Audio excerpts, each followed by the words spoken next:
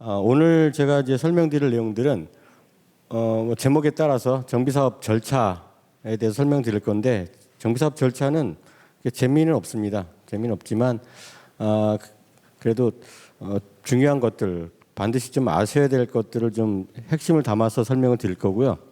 두 번째는 이제 각 절차별로 주요 내용들을 좀 설명드릴 건데, 정비 계획부터 해가지고 또 이걸 구체적으로 설명을 드린다 해도 뭐 다 기억하시기 힘들고, 뭐 사실은 법령집이나 또 여러 가지 이제 참고 내용들을 보면 아실 내용들입니다. 세 번째 장으로 유의사항을 좀 설명드리겠습니다. 요즘에 최근에 이슈되는 분담금 문제, 공사비 문제 이런 것들을 좀 정리를 해봤습니다. 먼저 정비사업 기본 과정, 뭐 절차 과정 같은 얘기죠. 보시면은 아마 작년에도 요 세 단계를 좀 말씀드린 적이 있습니다. 정비사업은 계획 수립하고요. 그 다음에 동의 받는 거, 요 두 가지가 사업 시행자의 역할입니다.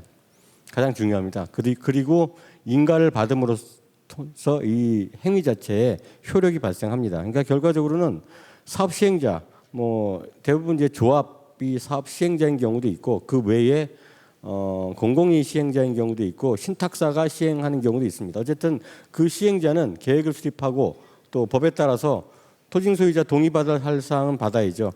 이 두 가지가 본 행위라고 합니다. 기본 행위. 기본 행위에 인가권자의 보충 행위가 들어와서 효력 발생하는 거기 때문에 실제는 시행자와 인가권자 두 주체의 협력으로 이루어지는 사업이다, 이렇게 보시면 됩니다. 그리고 바탕은 주민 동의가 있겠죠. 뭐 절차는 뭐 기본 계획 수립부터 청산까지 내용이 있는데, 주로 사업 시행자는 사업 추진 방향을 설정을 하겠죠. 우리는 어떤 방향으로 가겠다. 뭐 예를 들어서 재건축 단지가 있으면 앞으로 어떤 아파트를 우리가 짓겠다, 이런 걸 설정하겠죠. 그리고 거기에 따라서 설계, 도시계획, 전문관리들, 협력업체를 선정을 합니다. 뽑아서 여기 기술 지원을 받아서 사업계획을 작성하게 됩니다. 그래서 사업 시행자의 역할은 사업 시행을 작성하는 역할까지가 사업 시행자의 역할이고요. 물론 뭐 법에 따라서 다른 일반 개발 사업은 사업 시행자가 동의 필요 없이 다 수립까지 다 완성을 하게 되는데, 우리 재개발 재건축 같은 경우에는 토지 소유자, 조합 방식인 경우에는 조합원들이 동의를 통해서 이 사업 시행 계획을 만들어냅니다. 그래서 계획을 작성하고 사업 계획을 수립하는 요 행위 두 개가 시행자와 토지 소유자의 역할이 되고, 그다음에 인가권자는 동의를 통해서 인가가 신청된 거에 대해서 절차 기준, 주변 여건들을 검토하고 심사를 합니다. 인가권자는 해당 단지, 해당 구역에 대한 그 사업을 위해서 존재하는 건 아니거든요. 해당 사업 시행을 하면 주변 단지, 주변 주민들한테 어떤 역할을, 어떤 영향을 미칠 것까지 충분히 고려를 해야지만이 인가를 하게 되죠. 그런 내용을. 그래서 이렇게 진행이 되고, 우리 정비 사업을 보시면은 우리 뭐 저도 이제 제가 사는 집도 이제 재건축을 시작을 하는 시작 단계에 와 있습니다. 와 있는데 딱 보면 저도 걱정이 됩니다.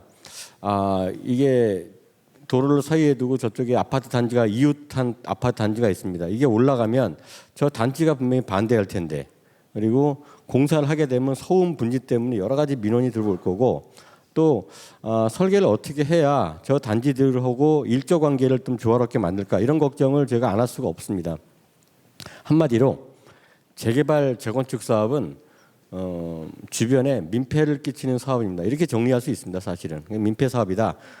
근데 모든 개발 사업 자체가 마찬가지입니다. 주택을 개발한다는 자체는 주변에 민폐를 끼칩니다. 어떤 내용이냐면, 처음에 이제 재건축 같은 경우로 보면은 용적률 뭐 보통 150에서 200% 내외, 물론 저층 단지들 같은 경우에는 100% 안 되는 단지들도 좀 남아 있긴 합니다. 이렇게 저층 단지들 밀도가 높고, 밀도가 높다는 거는 세대 수가 작겠죠. 여기서 재건축을 통해서 고층화가 됩니다. 먼저 요 정도가 한 3배 정도 올라간다 그러면 당연히 주변 일조에 영향을 미치겠죠. 그리고 밀도가 늘어난다는 건 세대수가 늘어나거든요. 그럼 주변에 도로교통, 자동차가 그만큼 또 늘어납니다. 그만 문제가 되는 게 아니라 또 주변에 이제 생활 기반시설, 공원이라든가 여러 가지 이제 우리 기반시설을 설치되어 있는데 여기에 대한 부하도 늘어나겠죠. 그래서 자, 사업을 한다는 것 자체는 주변에 민폐를 끼치는 사업이다. 이렇게 사실은 정의하는 게 맞습니다. 요건 이제 방금 설명드린 내용이고, 그래서 인가권자 정부는 규제를 안 할 수가 없어요. 규제를 어떻게 하냐? 정비 계획 단계에서 용적률, 층수, 건폐율 여기서 규제를 할 수밖에 없는 상황이 됩니다. 근데 만약에 정비 계획이라는 이 규제가 없으면은 얼마나 좋을까? 이런 생각해 보신 적도 있을 겁니다. 아마. 근데 그러면 과연 사업이 될까? 사업 못 할 겁니다. 아마. 이 정비 계획이라는 규제는 규제이자 사업을 할 수 있는 털을 닦아주는 겁니다. 사실은. 이 정비 계획, 정비 구역을 통해서 주변과 조화를 이룰 수 있는 최대 용적률이라든가 높이를 만들어 주거든요. 물론 마음에 안 드는 부분도 있겠죠. 하지만 이렇게 만들면서 이 사업이 가능성을 보이게 되죠. 이게. 이제 용적률 얘기 나왔으니까 용적률에 대해서 간단하게 설명을 좀 드릴게요. 왜냐하면 뒤쪽에 용적률 얘기가 나오기 때문에 이거 대부분 다 아실 거예요. 용적률 간단하죠. 대지 면적하고 지상 연면적 비율입니다. 비율. 대지 면적이 1000평이고 지상 연면적이 200평이다. 그러면 200%죠. 1대 2니까. 이게 300%면은 300%고 간단하죠. 용적률 개념은. 그리고 이제 지하 면적이 있습니다. 우리가 지하 주차장 다 파죠. 근데 지하 면적은 용적률에 적용되진 않습니다. 왜? 우리가 지하를 파들어간다고 해서 주변에 일조권에 영향을 미치는 것도 아니고 주변에 다른 영향을 미치는 건 아니에요. 오히려 지하 주차장을 안 파면은 지상에 차댈 공간이 부족해서 밖에 도로로 나올 수 있기 때문에 오히려 지하 주차장은 많이 파는 게 좋죠. 근데 그림에 보시면 지상이 이만큼인데 지하가 좀 과다하게 그려진 거 아닌가 싶은 면도 있습니다. 그렇게 보일 수도 있죠.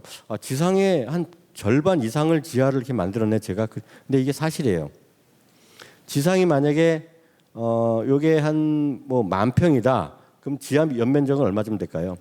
10,000평이면 6,000평 정도가 여기 들어가 있습니다.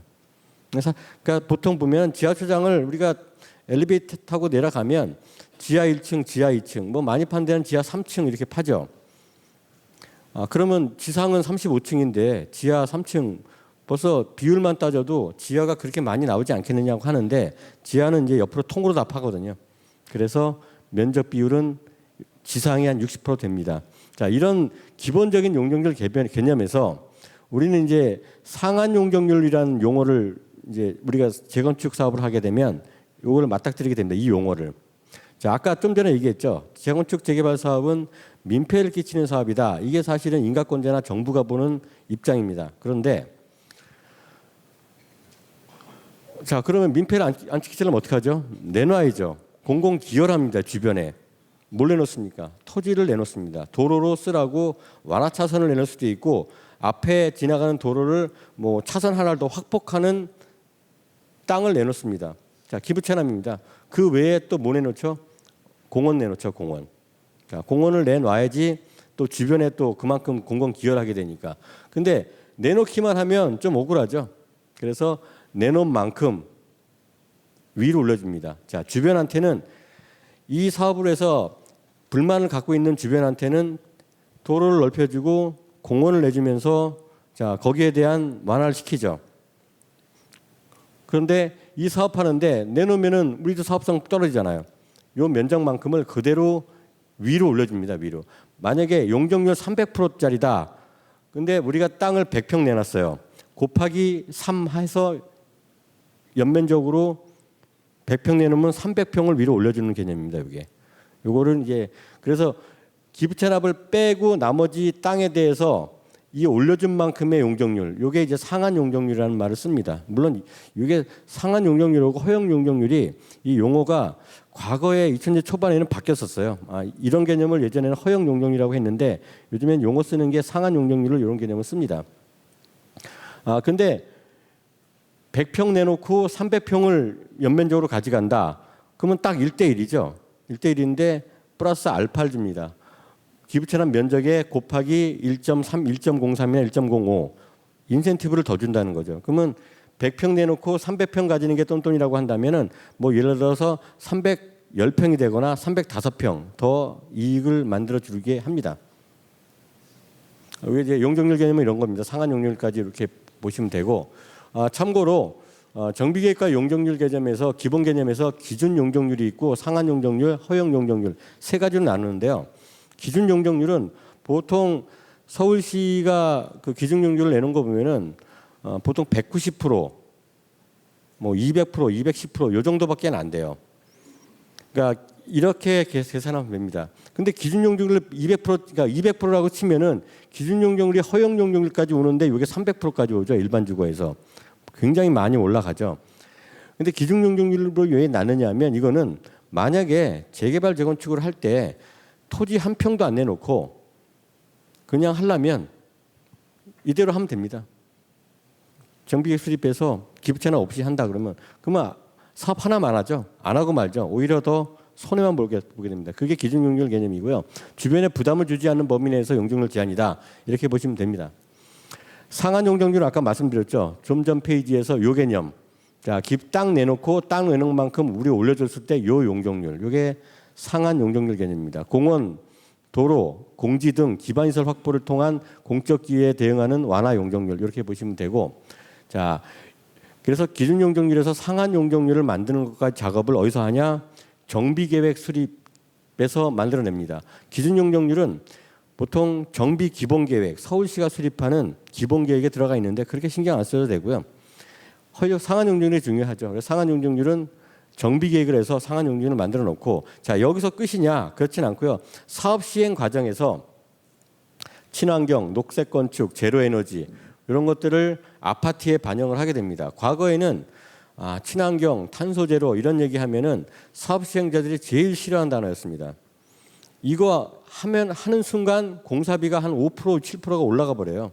올라가 버리는데 지금 단계에서는 사실은 굳이 인가권자나 정부에서 이거 맘대로 하세요라고 해도 웬만하면 어느 정도는 다 합니다. 왜냐하면 아파트 가치에 대한 문제가, 상품에 대한 문제가 여기서 나옵니다.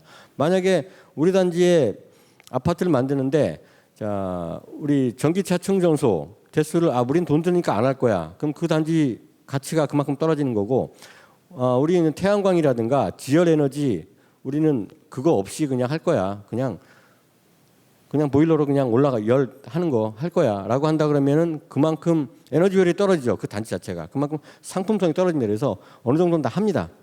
근데 이거를 하면은 그만큼 용적률을 올려줍니다. 사업 시행 단계에서. 그래서 또 계획 특화, 건축물 형태라든가 주차 디자인, 나중에 지금 이제 서울시가 이제 점점 변하는 게 스마트 시티, 탄소 중립, 디자인 혁신 등이 있으면은 허용 용적률이 올라가는 그런 제도를 제가 지금 추진 중에 있습니다.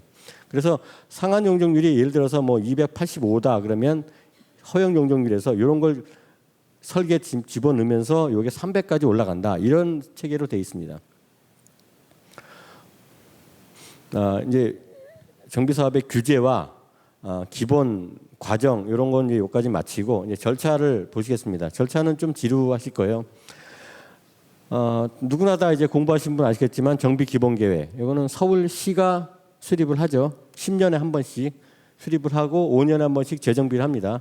이때는 전반적으로 서울시 전체를 가지고 합니다. 뭐 여기 양천구라면 양천구 전체에 여기에 노후 지역 그리고 재건축 필요 대상 지역을 해가지고 기본 계획을 만들어 놓고 또 기본 계획 같은 경우에 그 윗단계에 뭐가 있죠? 도시 관리 계획이 있습니다. 서울시 전체 도시를 어떻게 관리할 것인가. 이게 10년에 한 번씩 서울시는 수립을 합니다.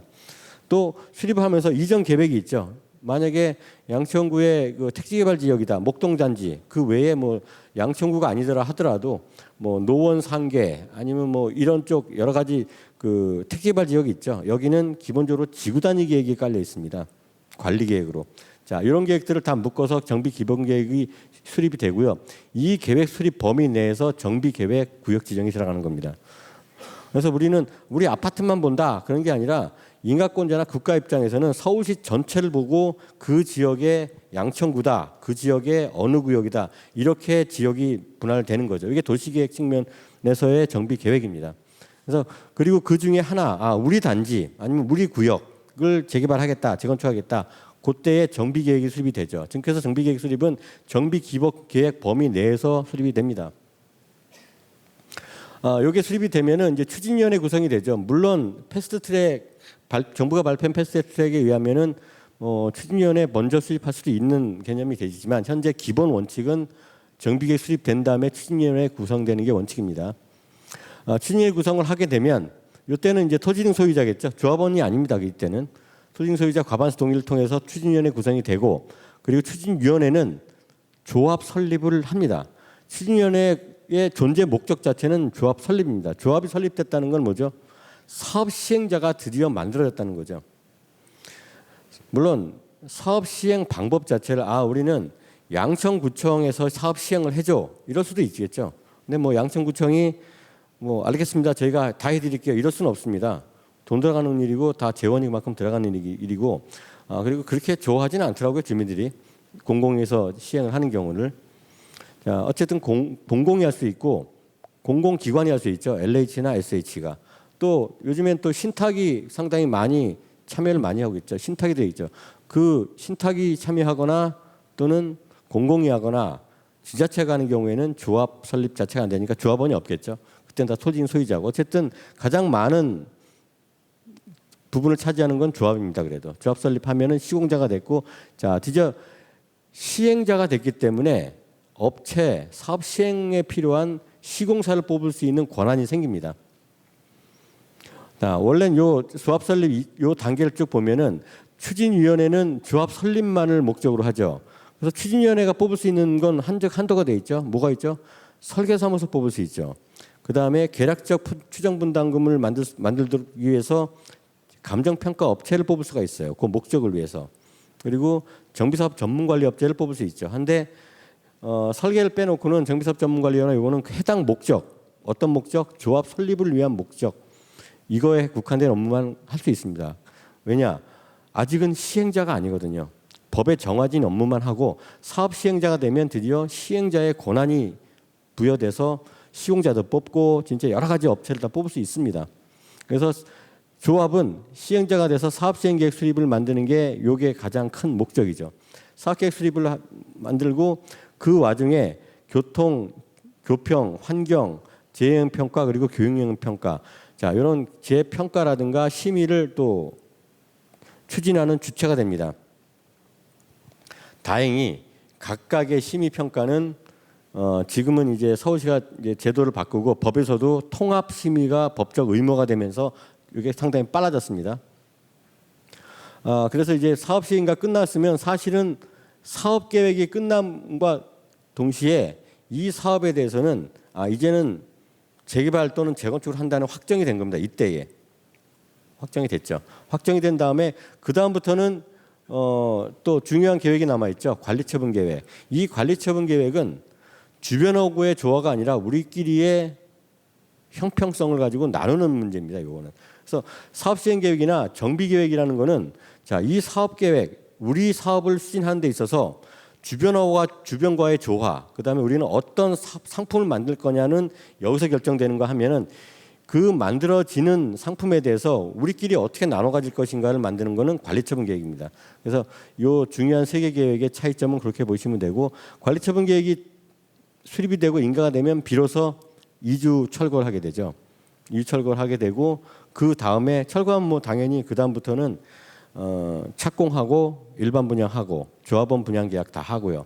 이러면서 진행을 하게 됩니다. 이때는 뭐 공사 기간이니까 이미 재건축 조합원들은 밖에 나가서 살고 계시겠죠. 다른 단지에서. 그리고 이 완공이 되면 드디어 이제 입주를 하시고 이전고시 청산하면서 사업은 끝나는 절차가 진행됩니다.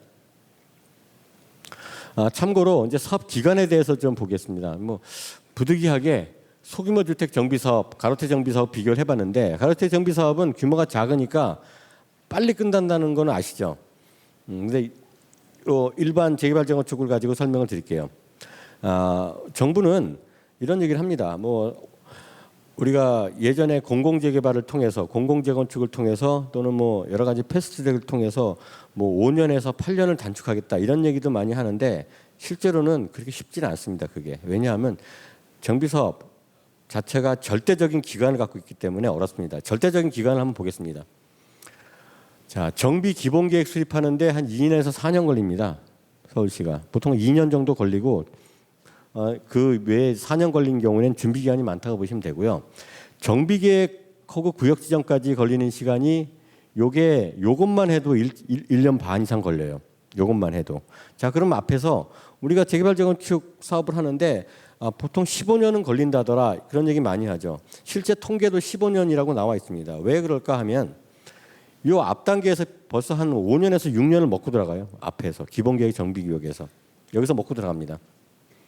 그 다음에 이제 추진위원회 구성해서 조합 설립까지 가는데 자, 쉽지 않죠. 그러니까 누구나 이 사업은 처음 해보는 사업이 거의 90% 이상이죠. 다. 뭐 어떤 분은 뭐 재개발이나 재건축하는 단지만 찾아다니면서 이사하면 분들이 여러 번 할 수 있겠지만 대부분 인생에 한두 번밖에 없어요. 거의 처음입니다. 어렵죠. 그래서 2, 3년 걸리면 조합 설립까지. 그리고 사업 시행 계획 수립하고 인가하는데 2년에서 3년 걸립니다. 물론 작은 단지인 경우에는 1년이면 끝날 수도 있어요. 근데 보통 대단지는 이 정도 걸리는데 왜 그러냐? 건축심의, 교통영향평가, 환경영향평가, 재해영향평가, 교육영향평가 이런 것들 다 받으면은 이거 하나씩 받는데 벌써 6개월에서 1년씩 걸립니다. 참고로 잠실 주공 5단지 거기 이제 재건축하는 거 보면은 참으로 어렵죠. 왜 어렵냐면 건축심의 받고 교평 받고 환평 받더니 여기서 문제가 생겼어요. 이 문제를 가지고 해결하려고 하니까 건축 계획을 바꿔야 돼. 그럼 교통 영향도 다시 돌아갑니다. 이 쳇바퀴를 여러 번 돌았어요. 여기서 벌써 한 4, 5년이 걸렸죠. 이것만 해서. 근데 다행히 지금은 우리 통합심의 이런 걸 통합해서 심의한다는 게 이제 법제화돼서 통합심의해서 좀 짧아집니다. 어쨌든 기간은 2, 3년. 이게 이제 줄어들면은 1년 반 정도까지는 줄어들 수 있겠죠. 관리처분계획 인가까지 사업시행 인가 후에 못해도 1년 반은 걸립니다. 1년에서 1년 반. 규모가 작은 데는 1년 걸려도. 그리고 이주 철거하는 기간이 1에서 1.5년 걸린다고 제가 보통 적어놨는데 물론 뭐 우리가 소규모 정비라서 뭐 50세대 뭐 이런 단지 같으면은 금방 하겠죠. 근데 기본적으로 한 1000세대, 500세대 이상 되면은 1년은 잡으셔야 돼요. 1년은. 네, 매도 청구 소송 그리고 재개발 같으면은 명도 소송 이 자체가 이미 6개월짜리가 넘습니다. 그다음에 이제 공사가 들어가죠. 공사가 들어가면 예전처럼 우리는 이제 초고층 하면 24층을 초고층이라고 했는데 지금 24층은 초고층이라고 안 합니다. 30층 넘어야죠. 우리가 기본적인 게 35층입니다. 35층이고 지금 추구하는 층수는 49층입니다. 49층. 5자는 안 달아요. 웬만하면. 35층짜리 아파트 드는데 기본적으로 한 4년 정도 걸립니다. 아파트 공사 기간은 우리가 뭐 2000세대, 5000세대를 지을 거야. 그러니까 오래 걸리겠다가 아니고요. 몇 층 높이의 아파트를 짓겠다. 요게 공사 기간하고 딱 연결이 됩니다. 그럼 여기서 3, 4년 걸리죠. 그죠? 이거 다 더하면 앞 단계 이거 다 더하면 기본적으로 15년이 안 나올 수가 없는 거예요, 이게. 그래서 정부가 여러 가지 패스트트랙을 얘기를 하지만 줄일 수 있는 거는 2년에서 한 4년 이 정도가 줄일 수 있는데 이게 상당히 큰 겁니다. 작은 게 아니에요. 2년만 줄인다고 하더라도 이 사업적으로 굉장히 큰 역할을 합니다. 뭐 이자 비용뿐만이 아니라 계획 단계에서 수없이 우리가 쳇바퀴 돌듯이 끝나고 다시 돌고 다시 돌아오는 걸 없앨 수가 있거든요. 패스트트랙에서. 이렇게 보시면 되고 자, 그래서 기본 과정은 이 정도로 좀 간단하게 설명을 마치고요. 두 번째로 이제 절차 추진 내용을 설명드리겠습니다. 정비 기본 계획하고 정비 계획. 아까 설명드린 내용이 있기 때문에 조금 간소하게 설명드릴게요. 자, 정비 계획 어떤 개념인지 아까 설명드렸죠. 우리는 사업을 통해서 주변에 민폐를 만듭니다. 근데 정비 계획을 통해서 그걸 해결하는 거예요. 땅을 내놓고 주변에 공공 기여를 하거든요. 근데 내놓기만 하는 건 아니고 우리가 받는 것도 있다 그랬죠. 용적률 인센티브를 받죠. 그래서 그 내용들이 정비 계획에 들어갑니다. 자, 기본 계획은 서울시가 수립하니까 그렇게 아실 필요는 없어요. 다만 기본 계획에서 규제하고 있는 거를 정비 계획에서는 벗어나지 못해요. 이 범위 안에서 계획을 수립해야 된다. 우리는 이제 정비 사업이나 정비 사업에서 재개발 재건축을 보면서 사업성을 얘기하고 사업성을 얘기하면 분담금을 얘기하죠. 이 분담금은 어디서 대부분 결정되냐면요. 정비 계획에서 결정됩니다. 경비 계획에서. 왜? 여기서 용적률, 건폐율, 층수, 공원, 이거 다 나오거든요. 예전에는 재개발 재건축, 특히 재개발을 하게 되면은 조합원들이 사업성이 어떠냐, 분담금 얼마 내냐 이 얘기를 물으면은 똑같은 대답을 했습니다. 관리 처분이 돼야만이 사업성을 알 수 있고 분담금을 알 수 있다라고 얘기했지만 실제는 그렇지는 않고요. 여기서 다 나옵니다.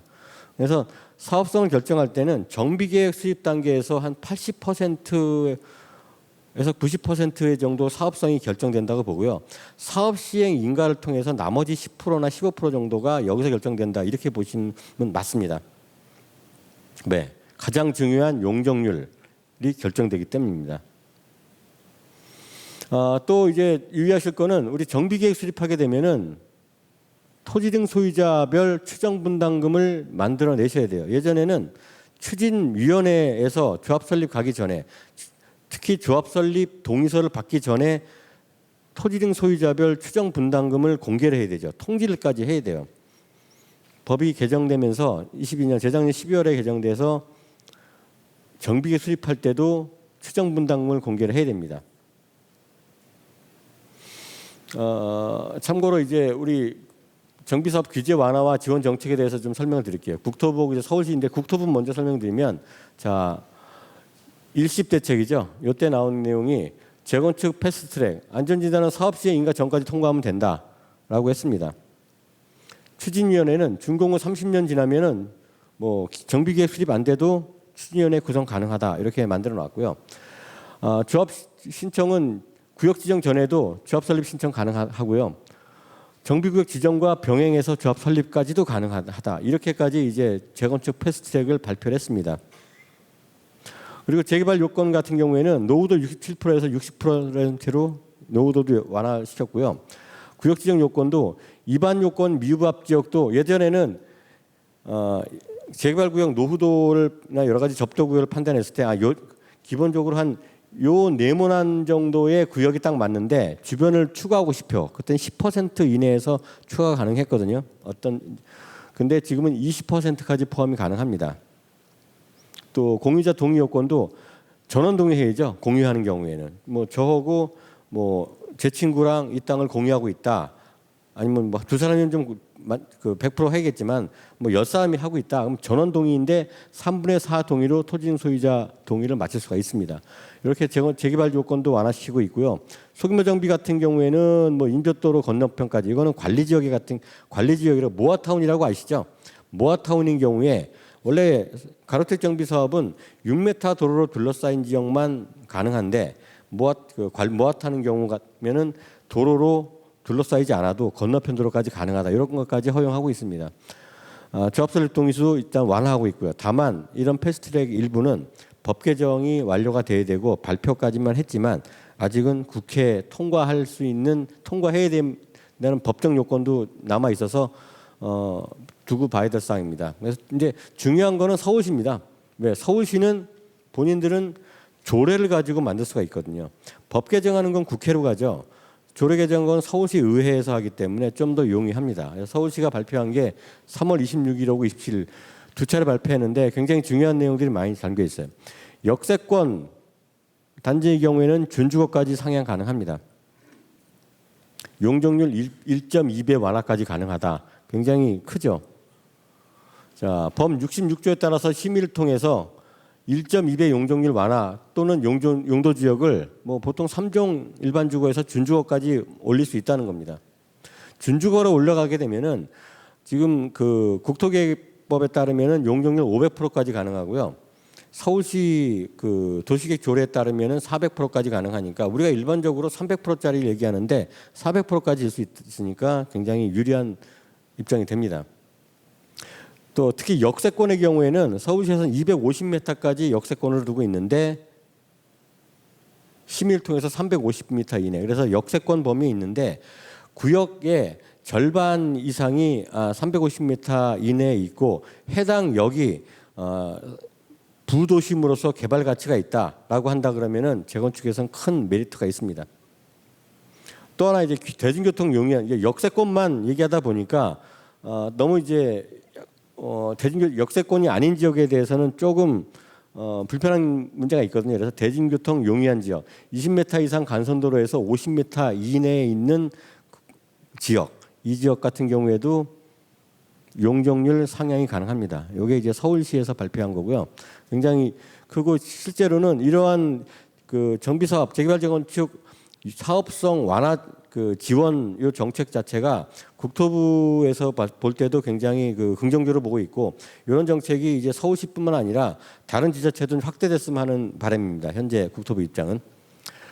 자, 그 다음에 두 번째가 사업성 보전 개수로 허용 용적률 범위를 확대하겠다, 이런 내용이 나옵니다.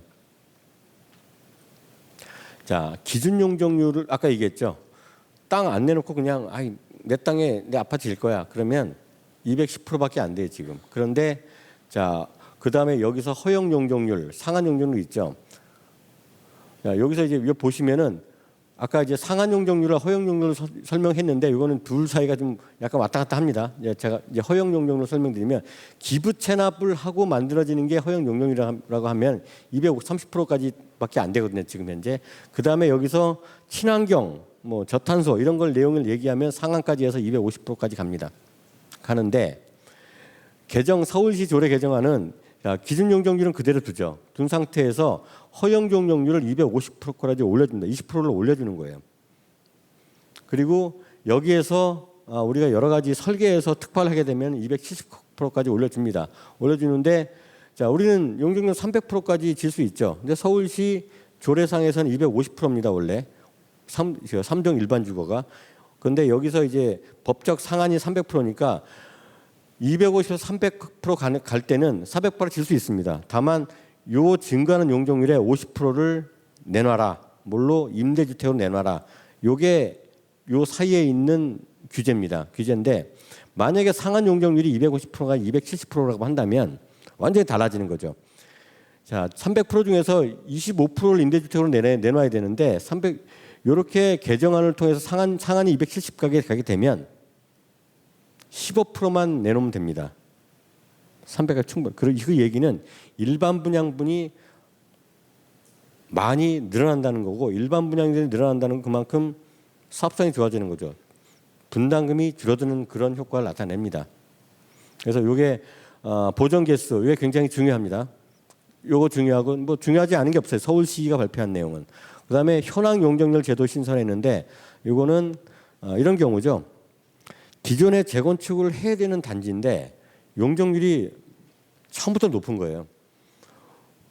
통상 재건축하는 단지들은 용적률이 200% 이하가 많죠. 210% 이하죠. 다 뭐 180%, 뭐 200%, 뭐 150% 이런 데는 단지들이 많은데, 특이하게 어떤 단지는 예를 들어서 265%인 거예요 기존에. 이 단지 재건축 하려고 하니까 기준 용적률이 210이야. 이거보다 낮아요 또. 기준 현황이. 그리고 허용 용적률 230%인데 기부 체납을 해야 230%인데 이미 260%인 거예요. 지금 깔고 있는 땅 아파트 자체가. 이런 경우에는 현황을 인정을 해서 이 현황 용적률을 상한까지 그대로 보겠다는 거 똑같이. 그래서 300% 갈 때, 자, 250에서 요때도 임대주택 건립 수가 줄어들죠. 요 경우에도. 그리고 상한하고 허용 요 단계에서 내놔야 되는 기부 체납 내용들이 많이 줄어듭니다. 요 세 가지가 서울시에서 재개발 재건축 지원 정책으로 발표한 내용이고요. 또 있습니다. 그리고 종상향 보통 일반 주거 지역은 1종, 2종, 3종 이렇게 나누어져 있습니다. 뭐 고층 아파트는 보통 3종 일반 주거죠. 3종 일반 주거가 용적률 최대가 250%고 2종이 200% 이렇게 나누어져 있는데, 자, 우리는 재건축을 하면 보통 3종 일반 주거로 바뀝니다. 2종이었다가도. 근데 이거를 준주거로 종상향을 하는 경우가 있죠. 왜? 위에서 역세권 또는 대중교통 용이한 지역은 종상향도 가능합니다. 준주거로 상향할 때는 보통 15% 이상 기부 체납을 하셔야 됐어요 그동안. 근데 10%로 이걸 완화시켜 줍니다. 완화시켜 주면서 그만큼 혜택을 좀 많이 주는 거고, 그다음에 건축물 기부 체납 개수라는 게 있습니다. 자, 땅만 내놓는 게 아니고요. 건축물을 지어서 내놓는 경우도 있어요. 이때 평가할 때 평가 금액의 70%까지만 기부 체납률을 인정했는데 이거를 100% 다 인정하겠다. 그 건물 가액 전체를. 그래서 전체적으로 서울시는 이 네 가지 다 사업성 증대를 위한 지원 제도를 발표를 했습니다. 그래서 이제 정비계획 수립할 때나 이제 사업 시행 계획을 수립할 때 많은 혜택을 받을 거라고 예측을 합니다. 그 이제 조합 설립 단계는 아까 또 설명드린 거 이어서 하면은 자, 추진위원회는 조합 설립하는 목적만 가지고 있는 조직이다 이렇게 보시면 되고요. 그래서 추진위원회가 이것저것 다 할 수 있다 그런 건 아닙니다. 추진위원회가 요즘에 가장 중요한 건 뭐다? 추정 분담금을 만들어 해야 됩니다. 그리고 이게 굉장히 민감해요. 왜 민감하냐면 최근에 이제 상계 5단지 추정 분담금이 5억을 넘는다고 해가지고 뉴스 기사 나고 또 이제 노원구청 앞에서 집회 시위도 하고 또 소송까지 준비하는 그런 주민들도 있는가 하면 또 최근 기사 보면은 7억까지 발생을 한다 분담금이 이런 얘기도 나오고 있습니다.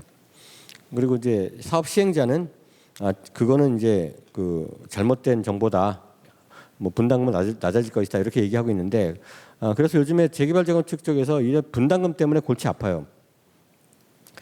근데 분담금에서 가장 중요한 거는 첫 단추입니다. 첫 단추. 언제 추진위원회가 조합 설립하기 전에 초진 소유자한테 통지하는 요 추정 분담금. 이게 가장 중요합니다. 가장 중요한데 이때는 문제가 사업 계획이 확정되지 않을 때예요. 그러니까 계략적인 사업 계획을 가지고 만들어낼 수밖에 없는데 이때 만약에 우리가 동의를 좀 받기 쉬우려면 어떻게 하죠? 장밋빛이 그려지면 좋겠죠. 근데 그렇게 했다가는 나중에 또 분담금 폭탄이 돼버리는 거예요. 예. 그 노원구에 있는 그 아파트처럼. 그래서 그 아파트를 보면서 이런 생각을 해봤습니다. 지금 5억이라는 분담금이 나왔는데 만약에 사업 초기나 요때 5억이 아니라 그때는 훨씬 낮은 금액으로 동의를 받았겠죠. 한 4억 정도 얘기가 나왔었으면 지금 5억이 큰 충격으로 받아들이진 않았을 거예요. 욕은 먹겠지만. 근데 그때 당시에 주민들은 5억이라는 걸 생각도 못했을 거예요. 한 3억 이내면은 들어가지 않을까 34평 이렇게 생각을 했을 겁니다. 그리고 뭐 만약에 이제 저도 그때 상계 5단지를 한번 좀 거슬러 올라가서 한번 좀 자료를 찾아보고 있는데요. 제가 봤을 때는 5억이 나오는 게 맞았을 수도 있어요. 재건축하면서 34평 들어가는데 5억 나온다면 깜짝 놀랐는데 그렇게 놀랄 일은 아니에요. 왜냐하면 일반 분양이 없으면은 5억 넘게 나오는 게 당연합니다. 일반 분양 없으면은. 일반 분양 때문에 우리가 분담금을 줄이는 거거든요. 그건 좀 이따 한번 더 설명을 드리겠습니다.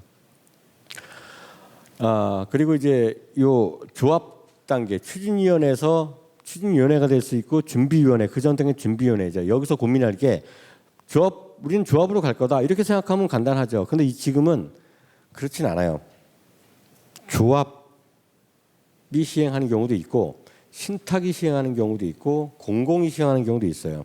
공공이 시행하는 거는 서울 내에서 잘 못 보셨지만 최근에는 많이 공공이 나서고 있어요. 어디에? 일기 신도시 쪽에 공공이 많이 들어가 있습니다. 서울도 원하면은 공공이 할 수 있습니다. 이 세 가지를 좀 예전에도 한번 요 편은 제가 그 설명을 드렸는데 자 조합 방식, 신탁 방식, 공공시행 방식 뭐 간단하게 조합 방식은 조합원들이 구성원이 됩니다. 조합원들이 만들죠. 조합 방식이 되는 순간 동의한 토진 소유자는 조합원이 되죠. 그리고 중요한 의사결정을 할 때 동의를 하고 찬반을 결정하는 주체가 됩니다. 조합원이. 그래서 우리가 하는 거 우리가 결정한다. 모든 걸 다.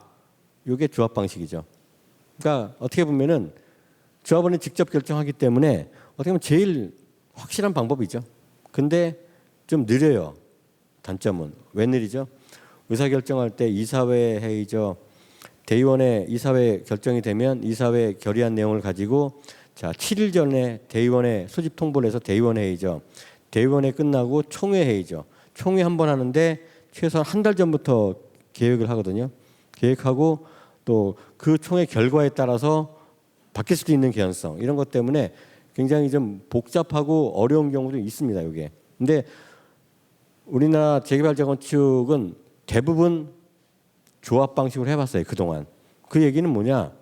조합 방식이 나쁜 게 아니고 또 그만큼 우리가 민주적 의사결정을 하는데 가장 중요한 절차다는 거죠. 이게. 근데 또 부작용도 많이 있어요. 또 조합 방식으로 하다 보니까 조합원 입장에서는 조합 집행부에 대한 신뢰도 문제가 계속 거론이 되고 특히 이제 그 최근 그러니까 한 몇 년 전에는 조합 방식에 대해서 부정적 언론이 너무 많이 나왔어요. 뭐 정부 정책도 약간 한몫한 것도 있지만 그렇지만 그렇게 나쁘게 볼 사항이 아니고 그동안 수없이 많은 재개발 재건축을 조합 방식으로 했다는 거는 그만큼 여기가 잘 해왔고 필요했다는 겁니다. 장점은 주민 참여 그리고 특히 집행부가 전문성이 있는 경우에는 제일 좋아요. 여기가 사실은. 근데 집행부 전문성이 항상 문제가 되었죠. 지금까지. 근데 집행부 전문성이 뭐냐?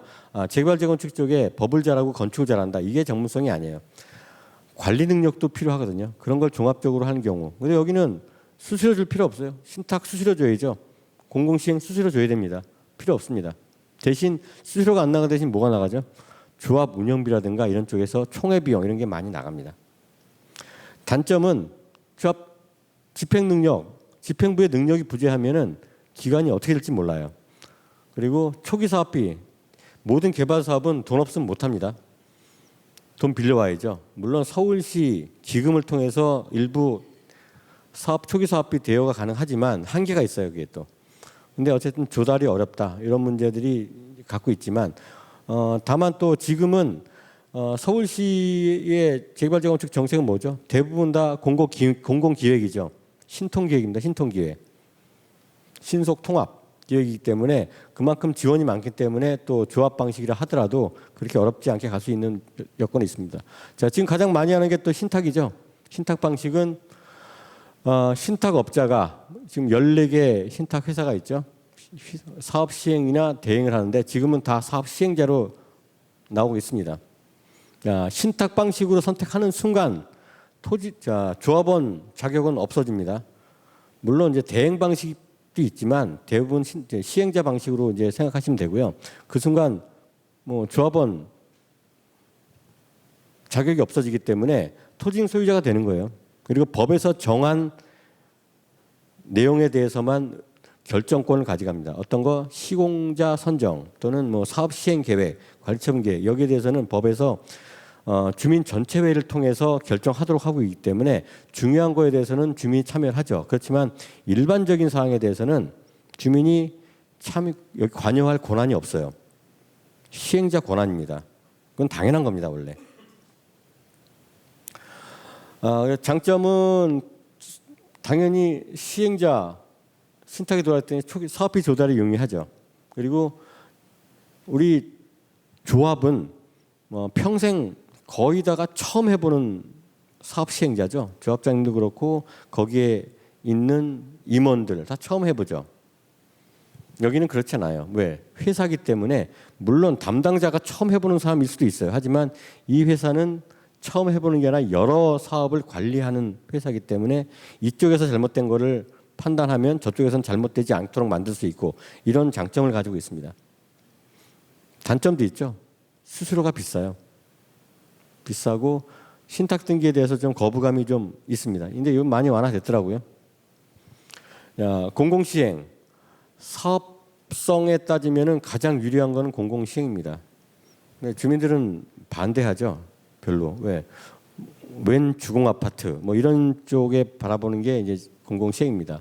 LH, SH 가뜩이나 또 LH 같은 경우에는 뭐 얼마 전에 또 인천에서 또 사고 있었고 뭐 이런 사건들 때문에 공공에 대한 바라보는 인식이 좀 좋지 않은 것도 있는데 어쨌든 사업을 구조적으로 숫자적으로 계산하잖아요.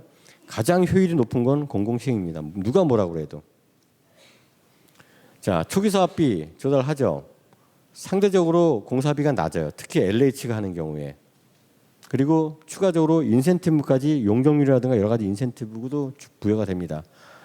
수수료, 신탁방식하고 공공시행 큰 단지에 비교했을 때는 거의 비슷해요. 네.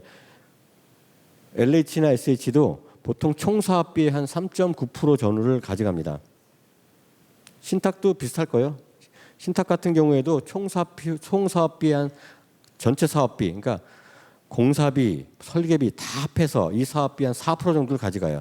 지금 목동에 보면은 신탁 많이 들어가 있죠. 그러면 이제 거기 신탁 조건이 이렇게 이런 게 많죠. 뭐 총 매출의 1%, 요 정도로 왔다 갔다 하죠.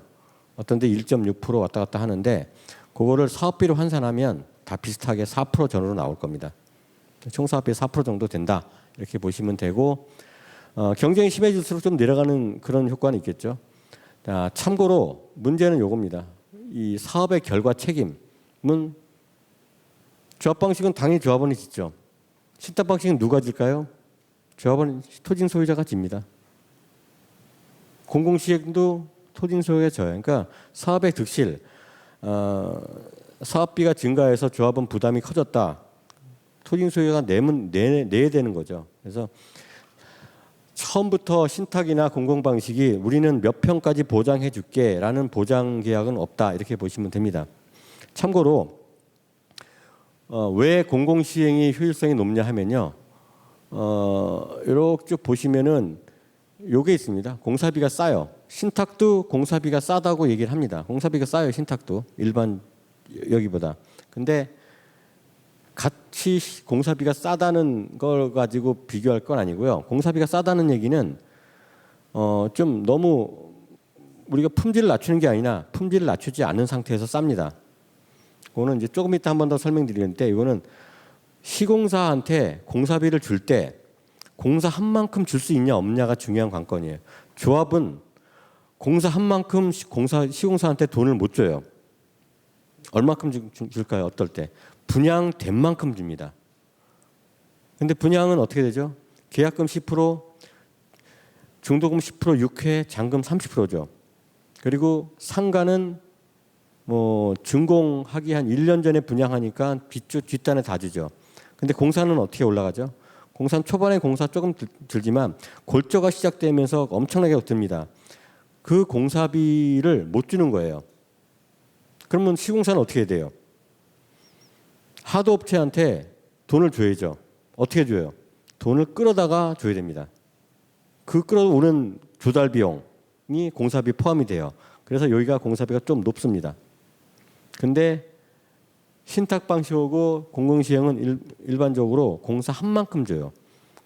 그러면 요거를 금리로 따지면은 지금 고금리 상황에서 보면요. 공사비의 한 8%에서 10% 왔다 갔다 합니다. 평당 700만 원짜리 공사라고 한다면 자, 공사 한 만큼 주겠다는 게 보장이 되면 630에도 공사 계약을 체결할 수 있다는 그런 얘기가 되죠. 근데 자, 그러면 공사 한 만큼 준다. 그러면 신탁사나 공공은 그 돈을 어디서 나서 끌어오죠? 자기가 원래 쌓이는 돈이 있으니까 그 돈 가지고 주면 된다? 이거 아니죠. 왜? 회사예요. 회사고. 회사란 얘기 자체는 내가 100억이 있다 그러면 1년 동안의 수익률은 7% 이상 나지 않으면 적자입니다. 원래. 기본적으로 7% 이상 나야 인건비하고 여러 가지 영업의 비용 이런 걸 다 충당을 하는 거예요. 그러면 내가 100억을 갖고 있다 하더라도 7% 이상 수익을 내야 되는 거죠. 아니면 저리로 은행에서 끌고 오면 됩니다. 이 조달 비용. 이 비용은 신탁이나 공공시행 둘 다 공사비는 낮아지지만 다른 사업비에 포함이 돼요. 이게. 요거는 이제 알고 계셔야 되는 게 그래서 시공자가 자기가 하도업체한테 줄 돈을 끌어오죠. 끌어오는 조달 비용하고 신탁에서 공사비를 공사망 주기 위해서 끌어오는 비용, 요 비용 자체가 누가 크냐? 신탁은 당연히 여기는 금융권이기 때문에 본인들이 더 싸게 끌어온다는 판단을 합니다. 그냥 얘보다는 얘가 좀 싸겠죠. 뭐가 조달 비용이? 그러면 이렇게 판단하면 됩니다. 조합 방식에는 조합 방식의 공사비, 여기는 낮아진 공사비 플러스 추가 조달 비용, 요 두 개가 비교 가치가 될 거고 공공도 당연히 돈을 끌어오죠. 끌어오는데 여기는 훨씬 싸게 끌어옵니다. LH 같은 경우에는 아예 공적 자금을 운영하는 기관이기 때문에 아예 1%대 2%대 끌어올 수 있죠. 거의 거제로 끌어와요. 그래서 여기가 제일 싼 거예요. 어렵죠. 이번 얘기는 한 번 더 필요하면 얘기할게요. 그래서 일단 조합 단계에서 사업 시행계에 가기 전에 유의사항이 있는데, 자, 조합은 잘만 하면은 아주 좋은 사업 방식인데 이 잘만 하냐 못하냐 이게 중요합니다. 근데 조합 방식으로 해서 우리가 능력 있다, 그럼 뭘로 판단하겠습니까? 일반적으로 사람들은 도시정비법을 잘하냐, 사업을 개발 사업에 대해서 전문가냐 이런 걸 얘기를 하죠. 특히나 건축법을 안다? 유리하죠. 근데 제가 보는 건 이겁니다. 경영이나 조직 운영 능력을 봅니다. 저는 지금 아직은 시행이 안 됐는데 이제 시행령 개정안이나 이런 쪽에 제가 재작년부터 꾸준하게 이제 외부 용역을 저희가 이제 발주하면서 만든 게 조합장과 상근 임원에 대한 의무 교육, 그 내용 중에 경영과 관리 능력을 요걸 의무한 내용을 계속 집어넣습니다. 이게 왜 그러냐면요. 이 사업은 조합원들하고 소통하는 사업이에요. 내가 도시정비법을 몰라, 건축을 몰라. 제가 알 필요 있어요? 제가 조합장인데 정비사업 전문관리업자가 있습니다. 주변에 설계자 부르면 돼요. 근데 아무것도 모르고 부를 수는 없죠. 어느 정도는 지식은 있어야죠. 근데 경영이나 조직 운영 관리 능력이 없는 상태라고 그러면 소통 자체가 어려질 거예요. 아마 협력업체 관리도 어렵죠. 그런 분들은. 그래서 그렇다고 이게 뭐 누구나 그러면 여기에 전문가들이 필요하겠다 그게 아니고요. 이건 공부를 하셔야 되는 거죠. 다 똑같이. 다 아까 말씀드린 대로 조합집행부는 처음 하는 거예요. 처음. 도시정비법 전문성 당연히 부족하죠. 이거는 누구나 인정을 합니다. 저도 인정해요. 그렇다고 사업을 못하진 않아요. 인허가지체, 중대한 시행착오, 분쟁 발생 등의 원인은 도시정비법 지식 부족에 문제가 있는 게 아니라 여기에서 문제가 있더라. 제가 이제 93년부터 2001년도까지는 시공사에 있었고요. 시공사에서 재개발 사업 관리하고 원가 관리 쪽을 주로 많이 맡았고 2001년부터 2016년까지는 한국감정원에서 정비사업 전문관리업을 했습니다. 그러니까 수없이 많은 조합장님들을 만나고 모든 집행부 웬만한 모르는 데 없이 다 다니고 저희가 관리 다 했어요. 해본 결과 요겁니다. 제 결과래. 조직 능력, 관리 능력 이게 가장 중요합니다. 특히 관리 능력, 경영 능력이 있는 집행부는 이걸 잘해요. 소통. 뭐 소통 노력 얘기하면은 너무나 뻔한 얘기라고 듣잖아요. 근데 그렇게 뻔한 얘기가 아닙니다. 실제로는 실제 현장에서는 억지로라도 이거를 하지 않으면은 그 조합은 망한다. 저는 이렇게 봐요. 작년에도 이 얘기 똑같이 했을 거예요.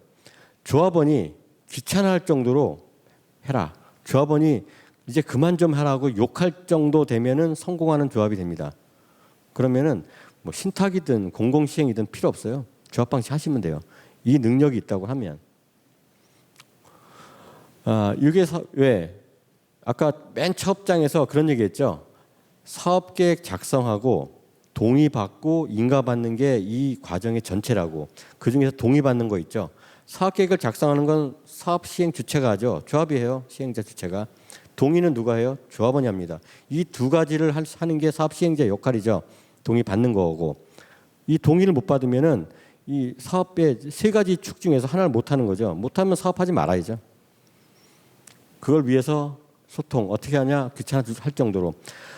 제가 어제 이제 노원구 쪽에 정비사업 상담 찾아가는 컨설팅 사업을 했는데 뭐 저한테 이런 질문을 하더라고요. 그러니까 뭐 제가 사는 집도 재건축을 추진하고 있는데 그쪽 준비위원회는 뭘 잘하고 있습니까?라고 묻길래 제가 곰곰이 생각했더니 잘하는 게 있더라고요. 저희 단지 추진하시는 분들이 정말로 귀찮을 때까지 계속 문자 날리고 카톡에다가 뭐 밴드 이거 뭐 어마어마하게 날립니다.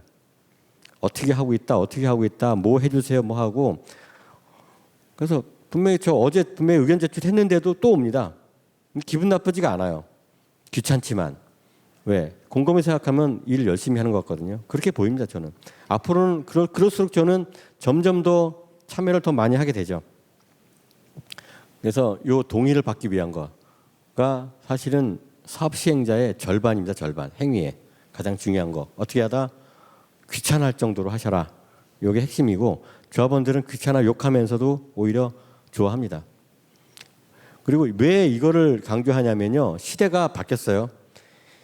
예전에는 뭐 큰 단지에 이제 분쟁이 발생하면 내부 문제였죠. 내부 문제. 조합원끼리 싸우고 그중에 반대파가 있고 또 집행하는 분들이 있고 또 집행하는 분들이 잘못하는 경우도 있고 그죠?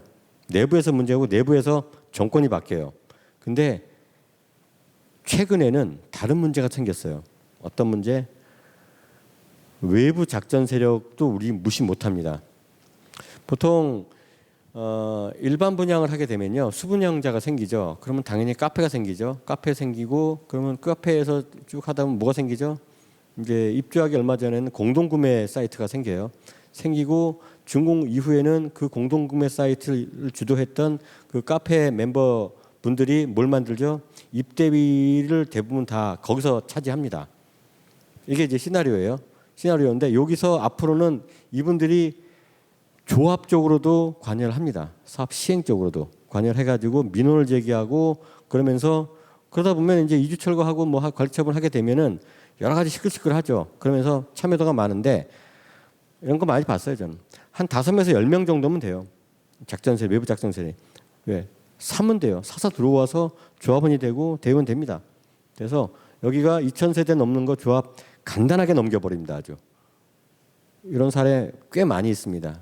근데 우리는 이런 거를 전혀 걱정을 안 하고 살아요. 왜? 그럴 리가 있겠느냐. 근데 실제로 벌어지는 일이고 이게 우리가 아는 엄청나게 큰 단지들도 이렇게 의심되는 단지들이 많이 있었습니다. 또 하나 이제 조합을 운영하게 되면은 무조건 증빙, 문서 회의록 필요. 이거는 법에서 정한 것만 회의록 있는 게 아닙니다. 내 대항력을 만드는 거는 조합의 역할입니다. 이거 못 만들어서 예를 들어서 2년 전에 토지를 매입할 수가 없었어. 근데 2년 지나고 나니까 싸게 샀다는 결론이 나온 거예요. 싸게 산 게 아닌데 협상하려고 힘들었는데 조합원들은 그렇게 안 봅니다. 뭐가 있었구나 이렇게 봅니다. 그래서 그거는 본인이 증명해라 이런 게 이제 절차적으로 중요합니다. 자 이제 조합 단계를 지난 건 아니죠. 조합에서 계속 추진한다고 보고 사업 시행 계획 수립을 하고 사업 시행 인가 하는데 이거를 하나하나 다 얘기하면은 요것만 얘기해도 한 4시간 얘기해야 돼요. 각 단계별로 건축 심의. 근데 요거는 다행히 보통 우리 교육 과목에서 다른 쪽에서 잡혀 있더라고요. 사업 시행 계획 쪽으로. 그래서 저는 넘어가겠습니다. 교통위험 평가 당연히 받아야죠. 건축 심의, 환경위험 평가, 재해위험 평가, 교육위험 평가. 이 평가들의 핵심이 뭔지 아십니까 혹시? 정비 계획을 따라 같이 이제 끌고 왔죠. 끌고 와서 하는데 자 우리가 잘 살려면은 교통 계획을 잘 세워야 돼. 우리 단지 잘 만들어야 돼. 우리 단지가 정말 살기 좋은 단지를 만들려면 건축 심의가 중요해. 이게 아니에요. 이것들은 주변 호구의 조화예요. 나는 이 단지를 전체 판상형 아파트로 해가지고 다 전체 뭐 왜냐하면 남해하고 남동해 쪽으로 다 깔고 싶어요. 병풍처럼. 건축 심의 가면은 안 되죠. 왜? 주변에 피해를 주니까 그렇게 못 지는 거예요. 그럼 앞에 또 아파트 노후한 아파트 있죠. 남쪽에 그 아파트로 올라가면 가만히 있겠어요 우리가?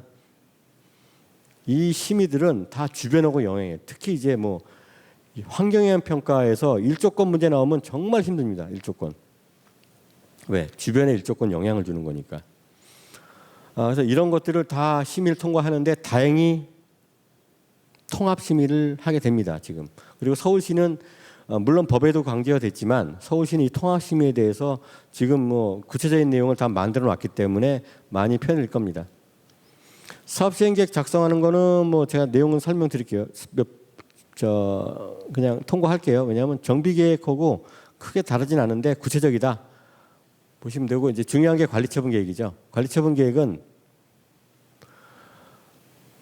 사업 시행 계획에서 한 번 더 짚을 게 하나 있습니다. 자, 사업 시행 계획을 하는데 정비 계획부터 우리가 기본 설계를 하게 됩니다. 하게 되는데 상품을 만드는 거예요. 우리가 사는. 예전에는 아파트가 좀 균일했죠.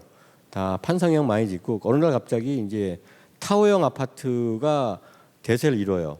왜? 타워형 아파트 짓기 싫은데 심의에서는 타워형을 뭐 30% 이상 안 넣으면은 심의 통과가 안 될 정도로 이렇게 규제한 적도 있어요. 근데 지금에 와서는 알아서 타워하고 판상을 짓죠.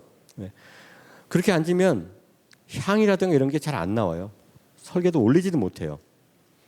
당연히 짓습니다. 근데 어쨌든 타워하고 판상형을 짓고 그다음에 단지 계획도 그 외에 뭐 예를 들어서 1층 공간을 어떻게 꾸밀 것이고 뭐 나중에 끝에는 뭐 조경을 어떻게 할 거고 단지 컨셉을 뭘로 하겠다 이런 것들은 사업 시행 과정에서 만들어낼 수밖에 없죠. 나중에 만들면은 이미 설계 다 올라와 있는데 그럴 수 늦죠. 그래서 상품화 계획을 만드는 게 이 정비 사업에서 굉장히 중요합니다. 예전에는 절차대로 해가지고 균일한 단지를 만드니까 어떻게든 사업 시행인가 받고 관리처분 계획을 통해서 나누면 된다.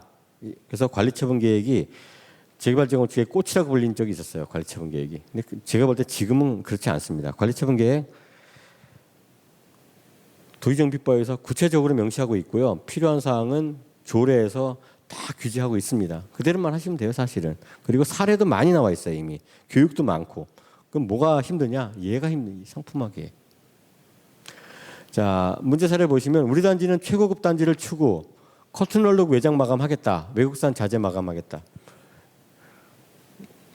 지금 반포 18단지인가요? 22단지, 한강변에 18단지죠. 거기 같으면 공사비가 1,000만 원이 넘어갔죠. 평당 공사비. 거기는 괜찮아요. 그래도 왜? 그만큼 가치 있는 위치에 있습니다. 한강변 바로 옆에 있죠. 거의 압구정이라고 보시면 돼요. 그 단지는. 커튼월룩하면 아파트는 보통 커튼월은 뭐냐면 오피스 빌딩 보면은 유리로 돼 있죠. 유리로 돼 있죠. 보통 커튼월이라고 합니다. 하는데 아파트 외장 마감은 그렇게 하면 안 되죠. 왜냐하면 자 우리 냉난방 문제도 걸릴 것이고 소음 문제도 걸릴 것이고 그래서 아파트는 벽으로 마감을 하고 거기다 하나 더 붙여요. 커튼월룩으로. 얼마나 비싸겠어요 이게. 그러지 말라는 거죠. 효율적으로 하라는 거죠. 위치에 따라서 상품을 만들고 조합원 분담금을 최소화하기 위해서 지하철장 면적을 최소화시키겠다. 주차 대수도 줄이겠다. 좋습니다. 분담금 줄이기 위해서. 공사비 총액이 줄어들잖아요. 대신 나중에 입주한 다음에 상품 우리 아파트 가격도 내려간다. 이것까지도 고민하시면서 하시라는 거가 이제 상품화 계획입니다.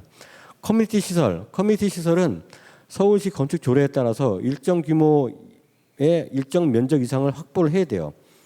그래서 우리가 신축 단지 보면은 수영장 있는 단지는 많지는 않죠. 왜냐하면 수영장은 사실은 자선 사업이에요. 수영장 가지고 돈이 절대로 안 되는 사업입니다. 그거는 공공에서 한 사업이고요.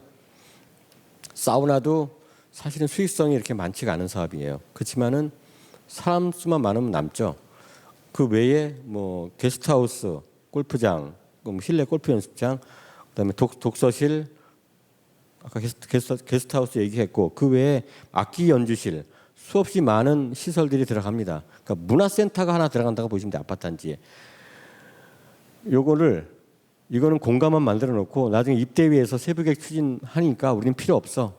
라고 해서 신경을 안 쓰시게 되면 나중에 힘들어집니다. 입주. 이게 굉장히 늦어지죠. 왜냐하면 커뮤니티 시설 운영을 위해서는 전삼 체계부터 깔아야 되거든요. 이게. 그리고 단위 세대, 전체 세대 이런 것들을 다 구성을 해야 되고요. 해결 사례는 입지 특성에 맞게 상품 수준을 설정을 해야 되죠. 처음부터. 어떤 상품을 만들 것이냐고 단지를. 주차 대수도 우리가 고민을 해야 돼요. 자, 지하 면적 아까 처음에 용적률 얘기할 때 지하 얘기했죠. 지상의 한 60% 이상이 지하로 들어간다. 반포주공 1단지 1, 2, 4지구 그때 시공사 선정할 때 연면적 계획을 보면요. 지상 70만 제곱미터, 지하가 71만 제곱미터 이렇게 돼 있어요. 지하가 더 컸어요. 근데 그걸 딱 보고 이제 개발 사업하는 사람들 알아요. 아, 여기가 원하는 게 뭐구나. 왜? 여기는 지하 1층과 지하 2층을 호합한 커뮤니티를 꾸미겠다. 이런 상상을 하는 거예요. 이거 상품화 계획입니다.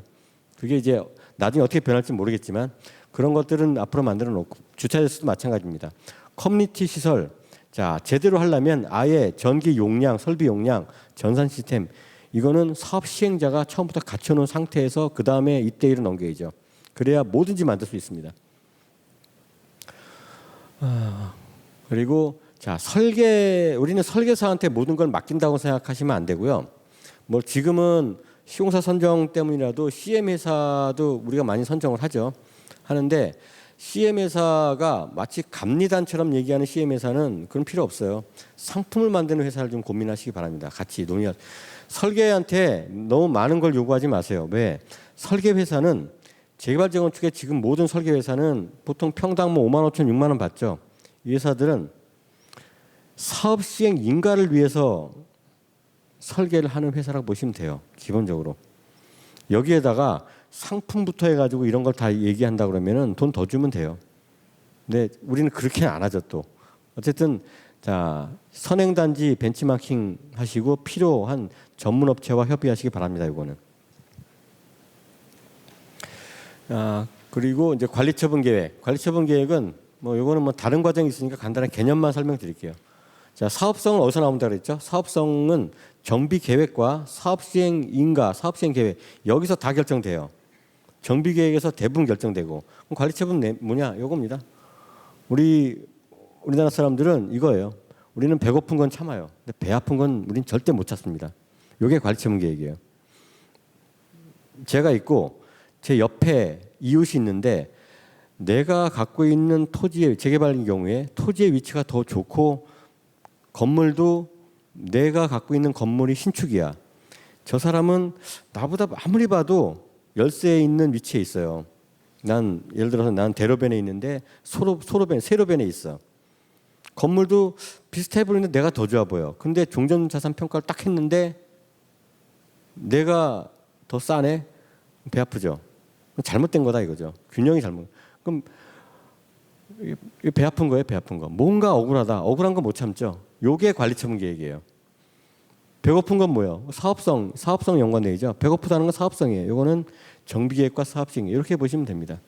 그래서 관리처분은 계획은 나누는 거다. 이렇게 보시면 정답이고 관리처분 계획은 사업시행인가 딱 나자마자 이때부터 스타트가 합니다. 종전종후 평가하고 시공사 본계약 체결하는데 뭐 왜 시공사는 이제 조합설립 인가 때 뽑아놨을 거니까 그다음에 수정분담금 만들어 놓고 분양 신청하고 이 전반적인 과정 전체가 관리처분 계획에 들어갑니다. 관리처분 계획이 끝나서 인가를 받게 되면 뭐 인가 받는 과정에서 검증도 다 받아야 됩니다. 이주 철거하고 착공 분양을 하고 뭐 사실 착공 분양까지는 크게 조합원들 입장에서는 크진 않죠. 느끼는 게 왜 사업 시행에 있어서 굉장히 중요한 단계지만 조합원 입장에서는 이주를 했거든요. 이주를 했기 때문에 기다리면 된다는 쪽이지만 사업 시행자인 조합 입장에서는 굉장히 힘든 일정이 들어옵니다. 착공과 분양 어떻게 하면 잘해야 되고 어떻게 하면 잘 팔아야 되고 왜 아까 상품을 얘기했잖아요. 상품 얘기했고 조합원이 입주할 아파트의 가치에 대한 얘기지만 또 하나는 잘 파는 겁니다. 이게 가장 중요하죠. 잘 파는 거. 아파트도 일반 분양이지만 상가도 잘 팔아야지 그만큼 이익이 남습니다. 못 팔면은 확 손실이 보는 거고 또. 요거는 이제 작년에 했는데 생략하겠습니다. 기간에 되는 거. 이제 이정고시 역시 준공 입주 요거까지는 이제 여기까지 신경은 아직 쓸데없는 게 아니라고 봐서 생략을 하겠습니다. 마지막으로 이제 유의사항을 좀 검토해 보겠습니다. 자, 지금 화두가 분담금이죠, 분담금. 추정 분담금인데요. 아까 얘기했던 노원구의 한 단지 얘기했는데 저도 이제 생각이 그 단지가 자, 지금 현재는 이 정도 와 있죠. 사업 시행 계획하고 이 정도 와 있는데 그 전에 분명히 두 차례의 추정 분담금 검증 위원회가 있었습니다. 두 차례에. 언제? 조합 설립 때. 거기는 물론 신탁 방식이에요.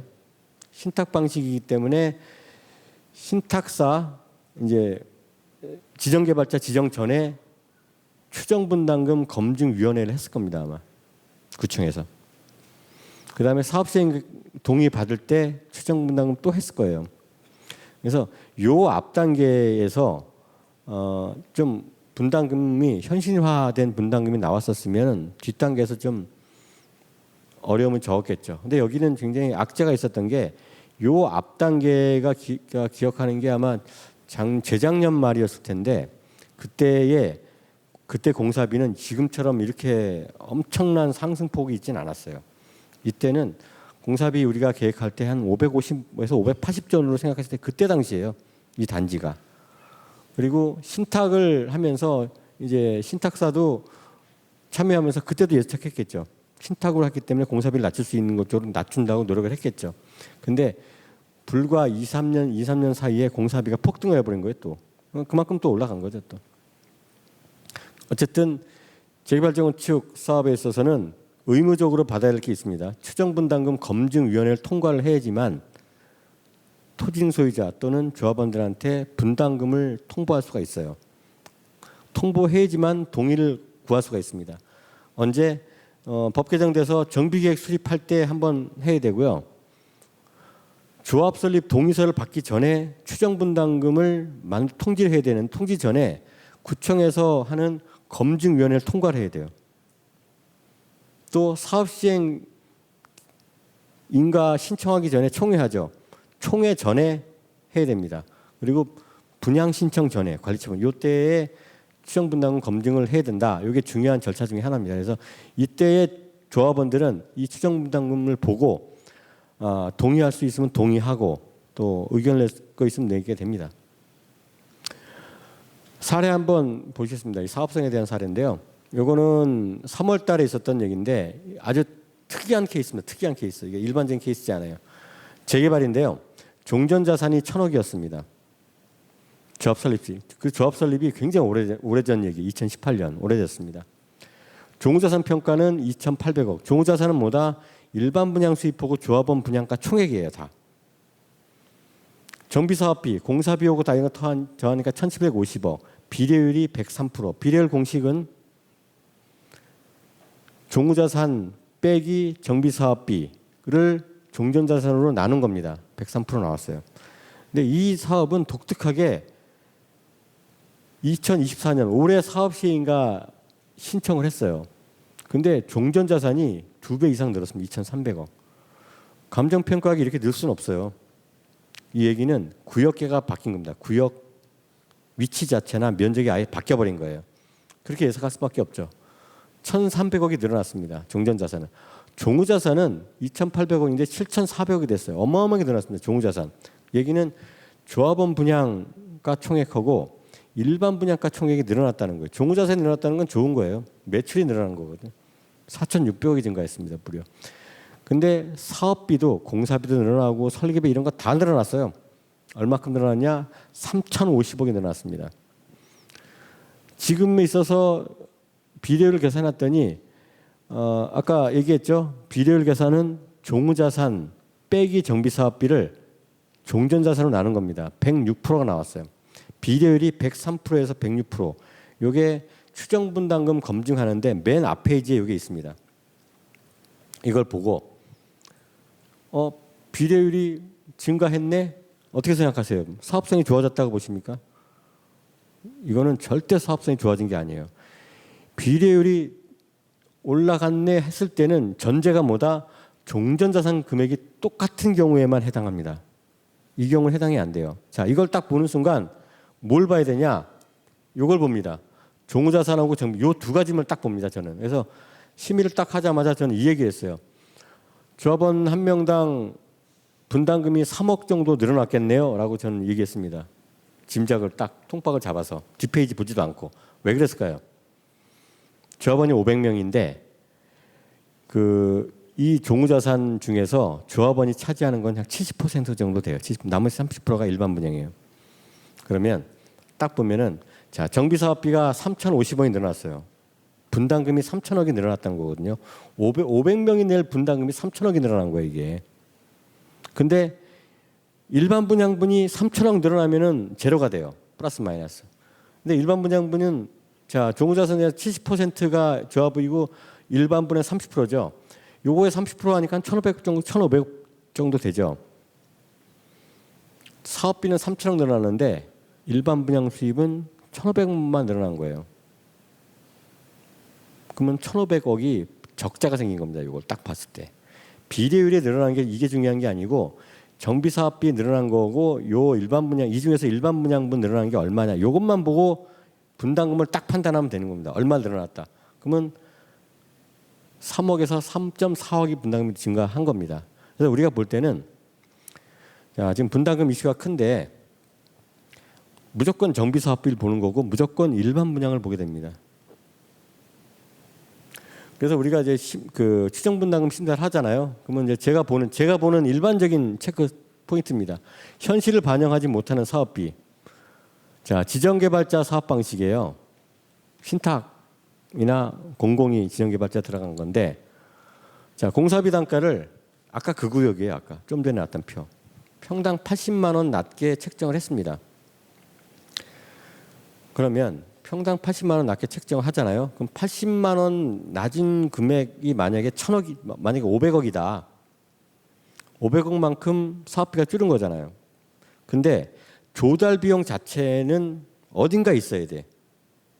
무슨 말씀이냐 하면 금융 비용 중에서 자, 이주비 금융 비용을 조합원 개인한테 내라고 한다 그러면 빠지면 돼요. 근데 사업비 금융비 있죠. 조합 방식으로 할 때 사업비 금융 비용 분명히 발생합니다. 신탁 방식 사업비 금융 비용 할 때 조합 방식으로 할 때보다 더 있어야 돼요. 플러스 알파가 더 나와야 되는 건데 그 금액 자체가 누락됐다 그러면 그거는 부적정이다 이거죠. 그게 설명이 돼야 돼요. 신탁 방식에서. 두 번째, 이런 사례 있어요. 또 단지 특화를 뭐 준공 뭐 설계를 반영했는데 그죠? 조감도를 딱 봤는데 단지 특화가 돼 있어요. 외관 특화. 근데 공사비는 인근하고 똑같아. 이거는 잘못된 거죠. 상품성하고 공사비는 비례해야 됩니다. 참고로 아까 이제 그 얘기했었죠. 조달 비용. 자, 공사비는 이렇게 올라가요. 이렇게 들어요. 처음엔 조금 들지만 골조가 올라가면 많이 듭니다. 이게 좀. 자, 분양금은 어떻게 들어오죠? 계약금 10%, 중도금 10%, 육회, 잔금 이렇게 들어오죠. 계약금 가지고는 일부 남아요. 공사비 초반에는. 조금만 지나면 공사비 들어가는 거를 분양금으로 충당을 못합니다. 시공사는 어떻게 해야 돼요? 빌려와야죠. 빌려와서 그게 어디에 들어가요? 공사비에 포함이 됩니다. 만약에 조합이 아니라 이렇게 공사비를 줄 수 있다면 누가? 공공이나 신탁사. 그럼 당연히 공사비는 떨어질 수밖에 없는 거예요. 당연히. 그런데 이렇게 주면은 자, 분양금으로 못 주는 거는 그만큼 주는 걸 조달해 와야죠. 조달금리 어딘가 들어가야 되는 거고 그 금리가 사업비에 있어야 된다. 이 말씀을 드리는 겁니다.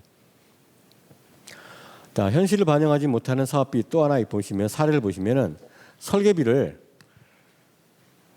옆에 이제 조합 설립했는데 설계사 입찰했는데 평당 6만 원에 선정이 됐어.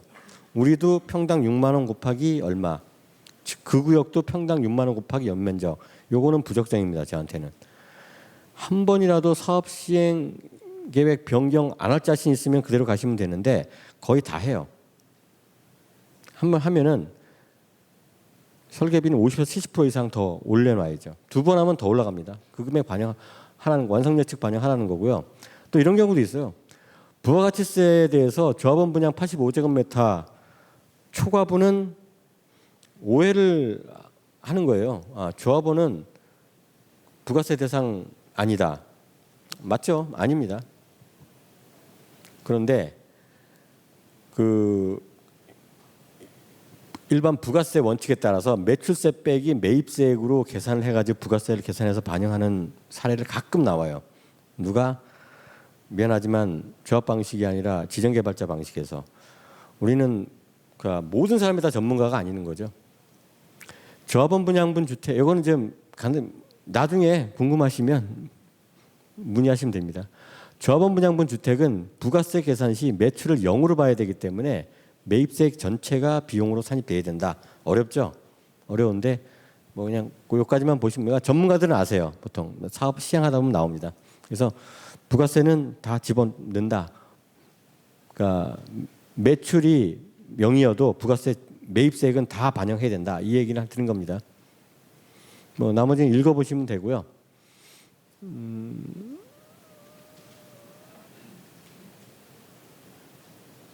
또 이런 거 상가에 대한 과도한 뭐 희망 이런 것 때문에 우리는 대로변에 있다. 보면 4차선 면에 상가를 계획하는 경우도 있어요. 그렇게 놓고 여기는 위치가 너무 좋으니까 상가 분양가를 높여놔. 제가 볼 때는 저거 상가 분양 안 되거든요. 4차로변에 상가가 있으면은 건너편에 있는 상권이 이쪽으로 못 넘어온다는 개념이에요. 상가가 제일 잘 되는 상가는 일반 통행변 옆에 있는 상가가 제일 잘 되는 거예요, 원래. 그럴 거면 단지 내 가운데 들어와야죠. 거기 있는 거는 이유가 있어서 있겠죠. 근데 그것 때문에 여기가 대로변이니까 상가 분양가 올린다. 그건 반대적인 입장인 그런 사례도 있고요. 사업 일정도 마찬가지죠. 목표 일정을 사업 일정표로 잡으면은 큰일 납니다. 우리는 언제까지 이 철거 완료할 거야. 그걸 사업 계획에 잡아놓고 사업 계획에 잡는 순간 사업비도 거기에 따라서 따라 들어가거든요. 그럼 전체가 다 잘못되는 거예요. 사업 일정은 일반적으로 객관적으로 잡는 거예요. 우리는 이만큼 더 빨라야겠지만 그렇지 않을 것이다. 실제로는 여러 가지 변수 때문에 플러스 알파를 낸다. 이게 정답입니다. 상가 때문에 사람들은 상가를 초반에는 생각도 안 해요. 근데 상가 계획이 잘못돼 가지고 이게 나중에 미분양이 나오고 하면은 이거는 진짜 반토막 납니다. 반토막. 누가 돈 내죠? 조합은 다 돈 내야 돼요. 상가 계획할 때 자, 위치 선정부터 해서 자, 상가는 아파트를 구성하는데 굉장히 중요한 편익시설이에요. 편익시설. 왜? 그 상가 누가 이용하죠? 아파트 입주민들이 이용해요. 그럼 그 위치 자체가 입주민들이 이용하기 편한 데 있는 게 중요한 겁니다. 이게. 저 멀리 아파트 위선이다. 그렇게 하시면 서로 힘듭니다. 서로. 동선 보시고 여기에 그럼 우리 단지가 크니까 SSM 넣겠다. 지하에 마트 있죠. 근데 보통 상가 보면은 어처구니 없는 게 많아요. 뭐 저 고덕지구의 어느 단지 뉴스에도 나왔을 거예요. 뭐 택배 기사 출입 금지 1층에 그런 거 있죠. 왜 출입 금지죠? 택배차가 지하를 못 들어가요. 지하 높이가 탑차가 못 들어가는 높이를 만들어 버린 거예요. 이런 것도 상품에 대한 것도 학원 특히 상가 그래요. 탑차가 들어가야죠 지하에. 마트를 들어간 거. 그러니까 이런 세세한 건데 특히 전기 용량 문제부터 해가지고 이런 것들을 다 같이 고민하시지 않으면 나중에 힘들어집니다. 자, 이거는 이제 작년에 했던 설명인데, 자, 이걸로 설명드릴게요.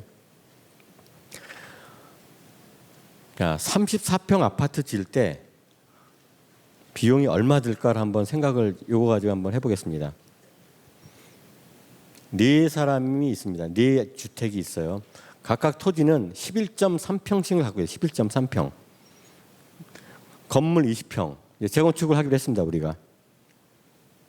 그래서 34평 4채를 건립합니다. 11.3평에 34평 한 채 건립하는 거 똑같죠? 그러면 11.3평에 33평 건립한다. 용적률 몇 프로예요? 딱 보면 대충 300% 나오죠. 300%예요. 자, 그럼 한 사람을 볼게요. 자, 내가 34평, 자, 일반 분양 하나도 없죠? 그럼 어떻게 해야 돼요? 이분들이 정비 사업비 다 부담하면 돼요. A라는 사람이 34평 얼마 들까? 자, 34평을 질 때 공사비 평당 공사비 요즘 얼마나 하죠? 요즘 뭐 700, 800 막 이렇게 쭉쭉 올라가죠. 공사비가 많이 올랐어요. 700만 원이라고 가정하겠습니다. 700만 원. 이게 아마 작년 중반, 작년 상반기 정도 되면 700만 원 조금 그 정도는 가능한데 700만 원 예상하겠습니다. 근데 700만 원 가지고만 하나요? 설계비 있어야죠. 감리비 있어야죠. 정비업체에 돈 줘야죠. 각종 부담금 내야죠. 기타 사업비죠. 그리고 기타 금융비용도 포함하죠. 이게 공사비의 20%, 최하 20% 이상은 됩니다. 최하로 잡겠습니다. 20%. 그러면은 700만 원 공사비라면은 기타 사업비 얼마예요? 20% 넣으면은 요거 더하면 요거 하면 150만 원 정도 되겠죠. 20% 하면 자 850만 원이 나왔습니다. 850만 원. 그런데 이거는 정말 기타 사업비가 안 드는 케이스고 지금에 와가지고 만약에 공사비가 750만 원에 기타 사업비 250만 원 정도 든다 그러면 1000만 원이에요. 1000만 원 드는 거예요. 평당 공사비. 1000만 원 곱하기 어디다 곱하죠? 34평에 곱하나요? 아닙니다.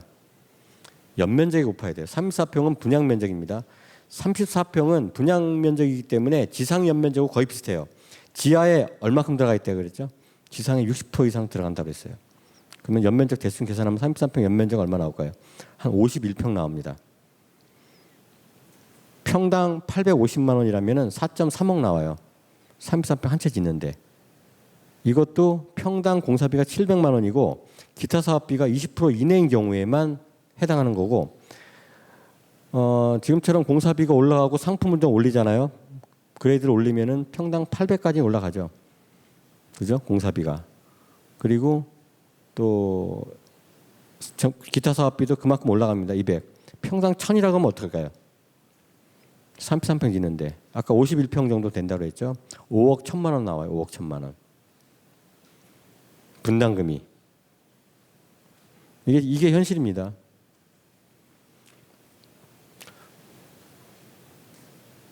자, 그래서 이거는 아까 이제 850만 원 경우에 4.3억이고 요게 만약에 850이 아니라 공사비가 더 올라갔다. 5억 나오는 게 당연한 거고 그래서 상계동 노원구의 상계 그 아파트 단지 있죠. 5억 나오더라. 왜 그렇죠? 그분들 토지 지분이 한 12평 정도 돼요. 33평 당연히 5억 나오죠. 왜? 공사비가 거기가 뭐 큰 대단지는 아니었어요. 아니었고 일반적으로 이것저것 기부채 나고 또 마이너스 부분 더 많았으니까 그 정도 나왔던 겁니다. 근데 이걸 줄이려면 어떻게 해야 돼요? 일반 분양이 있으면 됩니다. 일반 분양이 있으려면 어떻게 되죠? 34평 안 가고 30평만 가져간다고 치자고요. 4평 일반 분양. 요게 4평 일반 분양가가 얼마에 따라서 이게 줄어들게 되죠. 만약에 이게 30평만 가져간다고 치면은 30평 가져간다고 치면은 요게 한 40몇 평 되겠죠. 연면적 비율로 따지면은 그러면은 뭐 비용이 한 3.8억 정도 나올 거예요 아마. 근데 일반 분양 수업을 거기서 또 마이너스를 시킵니다. 그래서 이게 한 3억 왔다 갔다 하겠죠. 3억에서 3억 5천 이렇게 줄어드는 겁니다. 이렇게 사업 자체가. 그래서 우리가 볼 때 이 그림은 작년에 설명드린 건데 조합원 분담금은 비례율이고 나버리고 다 필요 없고 딱 하나죠. 총 사업비에서 일반 분양 수입을 뺀 게 분담금입니다. 분담금. 그리고 종전자산 평가하고 종후자산 평가, 조합원 분양가 평가하는 이유 자체는 그 나온 분담금 총액을 어떻게 나눌 거냐를 정하기 위해서 만든 겁니다. 그래서 비례율이 나온 거고. 그래서 현실은 정비사업비 혹은 일반 분양 여기서 결정된다.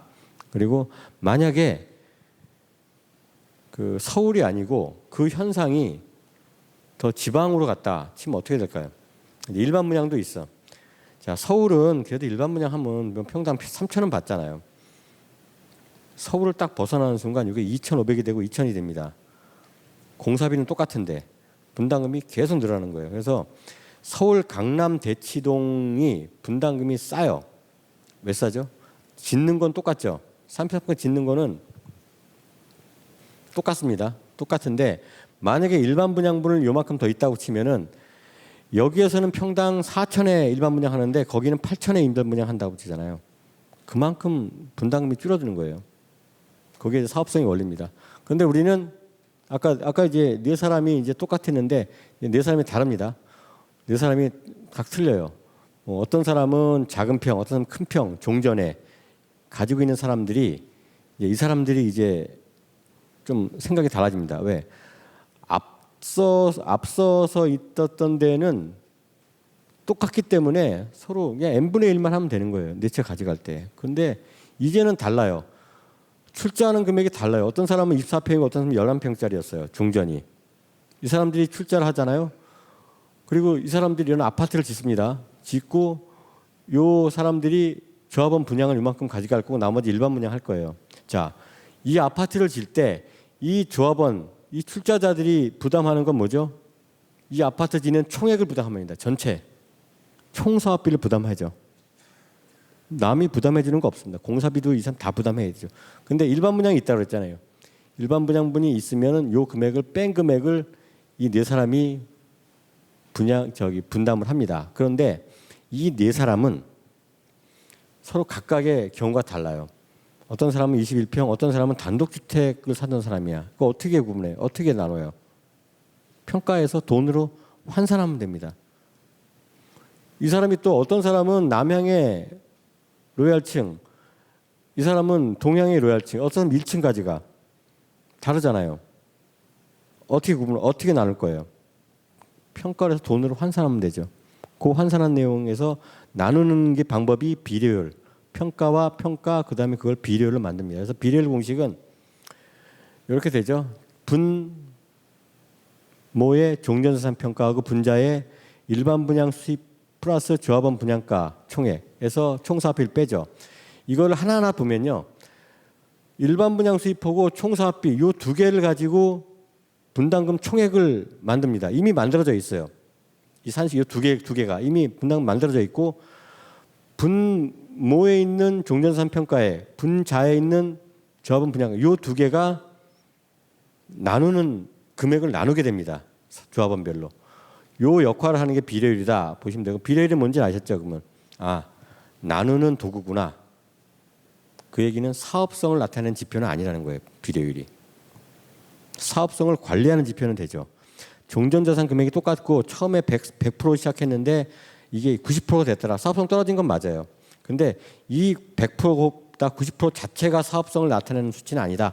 이렇게 보시면 됩니다. 공사비 이제 마지막으로 이제 검증에 대해서 좀 말씀드릴게요. 공사비 검증 제도는 뭐 이건 읽어보시면 되고요. 요즘에 문제되는 거 이런 게 있습니다. 작년 6월달에 시공사하고 이건 좀 조금 작은데요. 공사비 계약을 맺어가지고 총 공사비는 299억, 300억이었습니다. 이런 사례가 있었는데 평당 550만 원 싸죠. 이걸 조합원별로 나누니까 한 3억 정도 되더라고요. 근데 이제 공사비가 너무 올랐어요. 시공자는 381억으로 올려달라고 합니다. 약 82억을 증액 요구를 합니다. 조합은 깜짝 놀라죠. 많이 들 거라 예상을 했지만 너무 놀랐어요. 평당 700만 원이에요. 550만 원이. 근데 주변을 보니까 그럴만도 해. 근데 조합은 어떤 선택을 할까? 조합은 이제 이걸 조합원들한테 얘기를 합니다. 조합원들은 깜짝 놀래서 절대로 받아들일 수 없다. 시공사 고집하면 시공사 계약 해지를 해라. 이렇게 나옵니다. 그리고 그 민원이 상당히 점점 거세져요. 시공사는 한 발자국도 안 물러나요. 근데 이 민원 자체가 점점점 뭐 조합 고생하십니다가 아니라 조합도 잘못하고 있네가 이렇게 오고 있습니다. 왔을 때 조합장님은 알고 있어요. 이 700만 원이라는 공사비가 그렇게 높은 건 아니다. 주변을 보니까 이건 알고 있어요. 조금만 조정하면 될 것이다. 근데 조합원들은 한 발자국도 안 물러납니다. 무슨 소리야? 계약서에 따르면 왜? 계약서에 에스컬레이션 조건이 생산자 물가지수 또는 소비자 물가지수로 돼 있던 거예요. 다 곱해봐야 600만 원밖에 안 돼. 조합원은 600만 원 외에는 절대 수용할 수 없다. 계약 해지해라. 조합장님은 어떤 선택했을까요?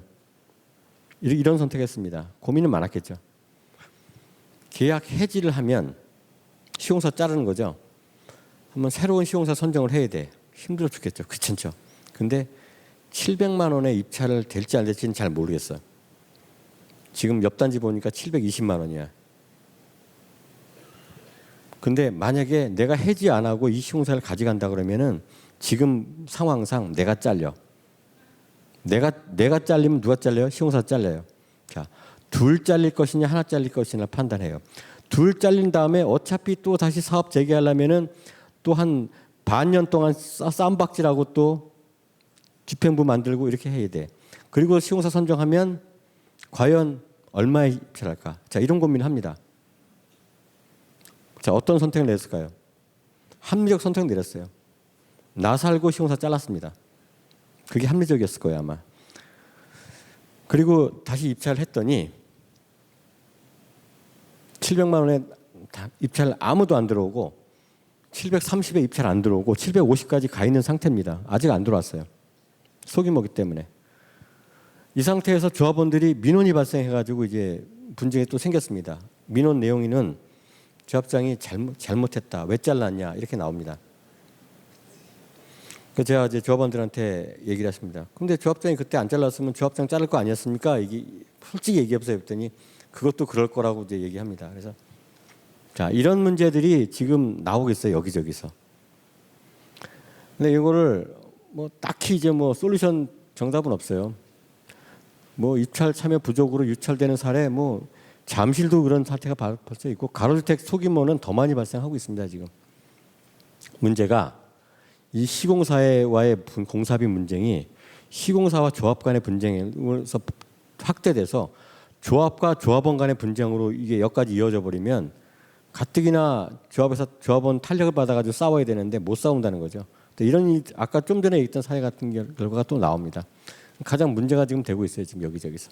자, 우리 공사비에 대해서 좀 판단을 좀 해봐야 됩니다. 우리가. 자, 지금의 공사비 지수는 154.64입니다. 언제? 올 1월 달에.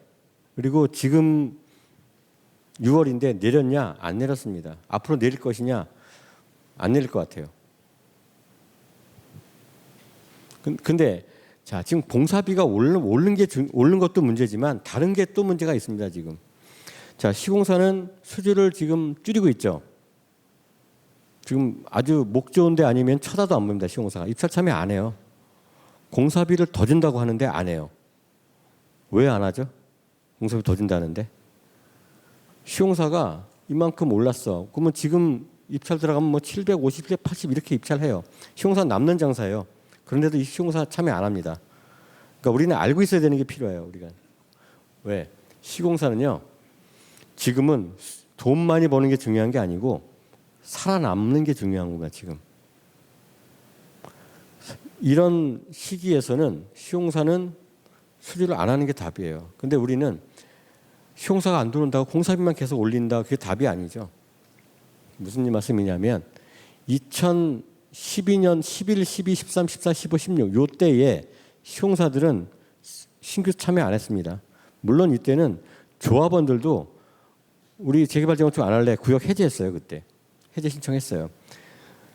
그리고 시공사는 이미 계약된 사업장에 대해서도 웬만하면 계약 해지를 추진했던 시기입니다. 왜 그랬을까요?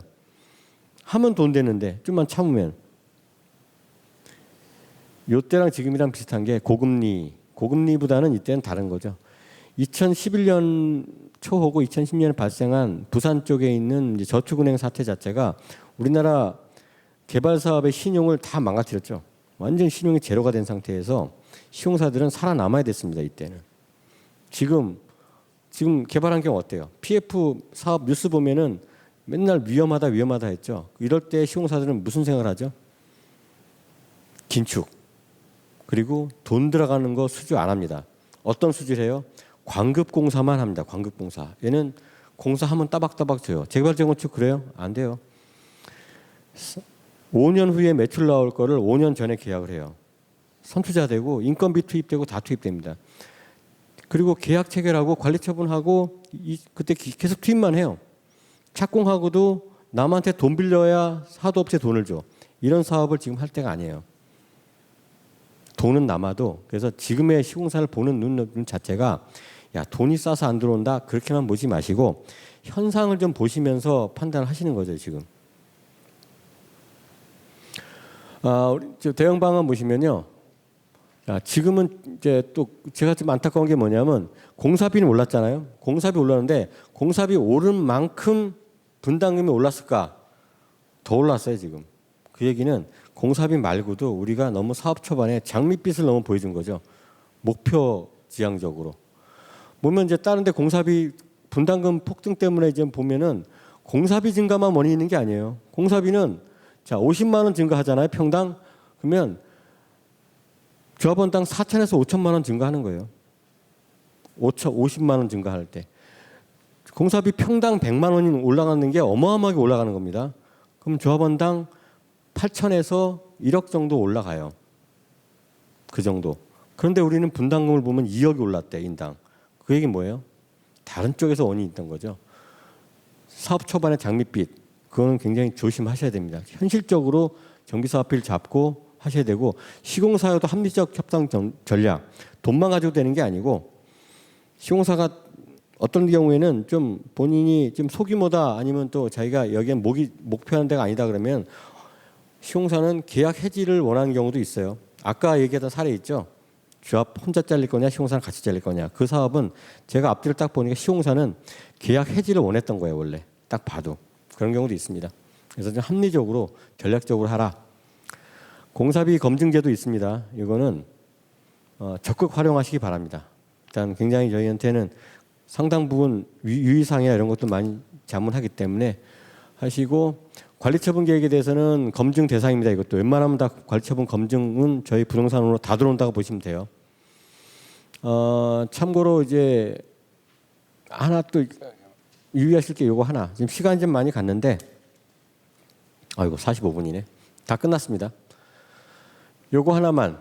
자, 조합원 분양가에 대해서 유의사항, 요즘에 이슈가 되는 것 중에 하나예요. 관리처분 검증할 때.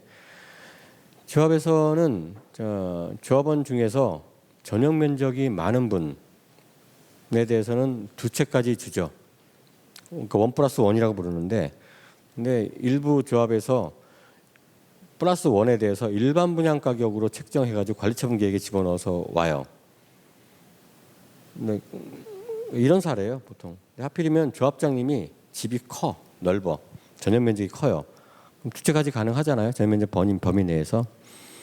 저번이 볼 때는 야, 난 한 채 가지는데 저 사람은 두 채지, 기분 나빠. 한 채는 일반 분양 가져가야 되는 거 아닌가? 사회적 정의에 맞는 것 같아요. 그래도 법적으로는 도전법 위반입니다.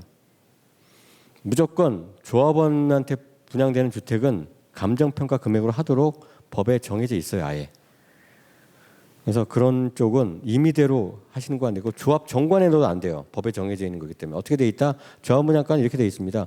2인 이상 감정평가업자가 평가한 금액의 산술평균으로 한다. 아예 명문화돼 있어요, 아예. 그런 거 유의하시고, 재건축 부담금은 3월 달에 법 개정됐죠. 이제 3천만 원 이상이 아니라 인당 금액이 8천만 원 이상인데, 아직은 재건축 부담금에 대해서 이슈가 좀 요즘 약간 완화됐죠. 법 개정되기 때문에. 근데 아직도 이게 폭발력은 큽니다. 그래서 사업 초반에 이거 한번 사업 계획을 짜면서 이거 한번 검토를 해보시기 바랍니다. 이게 어떤 데서 많이 나오냐면요, 대지 지분이 큰 조합, 그러니까 단위 규모 대비 조합원 수가 적은 데는 이게 폭탄으로 작용할 수 있습니다. 그래서 그런 데는 한번 주의하시고, 특히 이거는 관리처분 계획이나 이거 다 반영을 해야 된다 이렇게 생각하시면 되고, 요거는 뭐 아까 얘기한 중복이니까 관리처분 계획 시 관리처분 계획은 나중 이제 절차 시간이기 때문에 얘기하는데요. 내용보다는 얘가 중요합니다. 절차, 통지, 공고, 총회, 공람 모든 게 마찬가지예요. 재개발 재건축 사업하면서 내용이 중요하죠. 내용이 없으면 아무것도. 근데 그보다 더 중요한 건 절차입니다. 절차를 위반하면 절차 전으로 돌아가면 됩니다. 내용이 잘못되면 고치면 되잖아요. 절차, 예를 들어서 공람을 안 했어. 공람 전 6개월 전으로 돌아가시면 되는 거예요. 얼마나 힘들어요. 중요하다. 보고 나머지는 뭐 읽어보시면 될 것 같고, 조합 운영 실태 점검도 지금은 이제 만약에 사업 초기 단계라면은 그렇게 신경 쓸 필요 없는데, 사업 시에 인가가 지났다. 무조건 조합 실태 점검 대상이 됩니다. 1년에 서울시가 4차례 정도 기본적으로 실태 점검을 하고, 한 차례 하면서 8개에서 10개 조합을 해요. 모든 조합은 실태 점검 대상이 되고요. 실태 점검 대상에서 자, 특히 그 계약 업무 처리 기준 위반은 수사 의뢰 대상입니다. 수사 의뢰 대상. 계약, 입찰 여기에 대해서 절차를 위반했다. 무조건 수사 의뢰 된다. 이렇게 보시면 됩니다.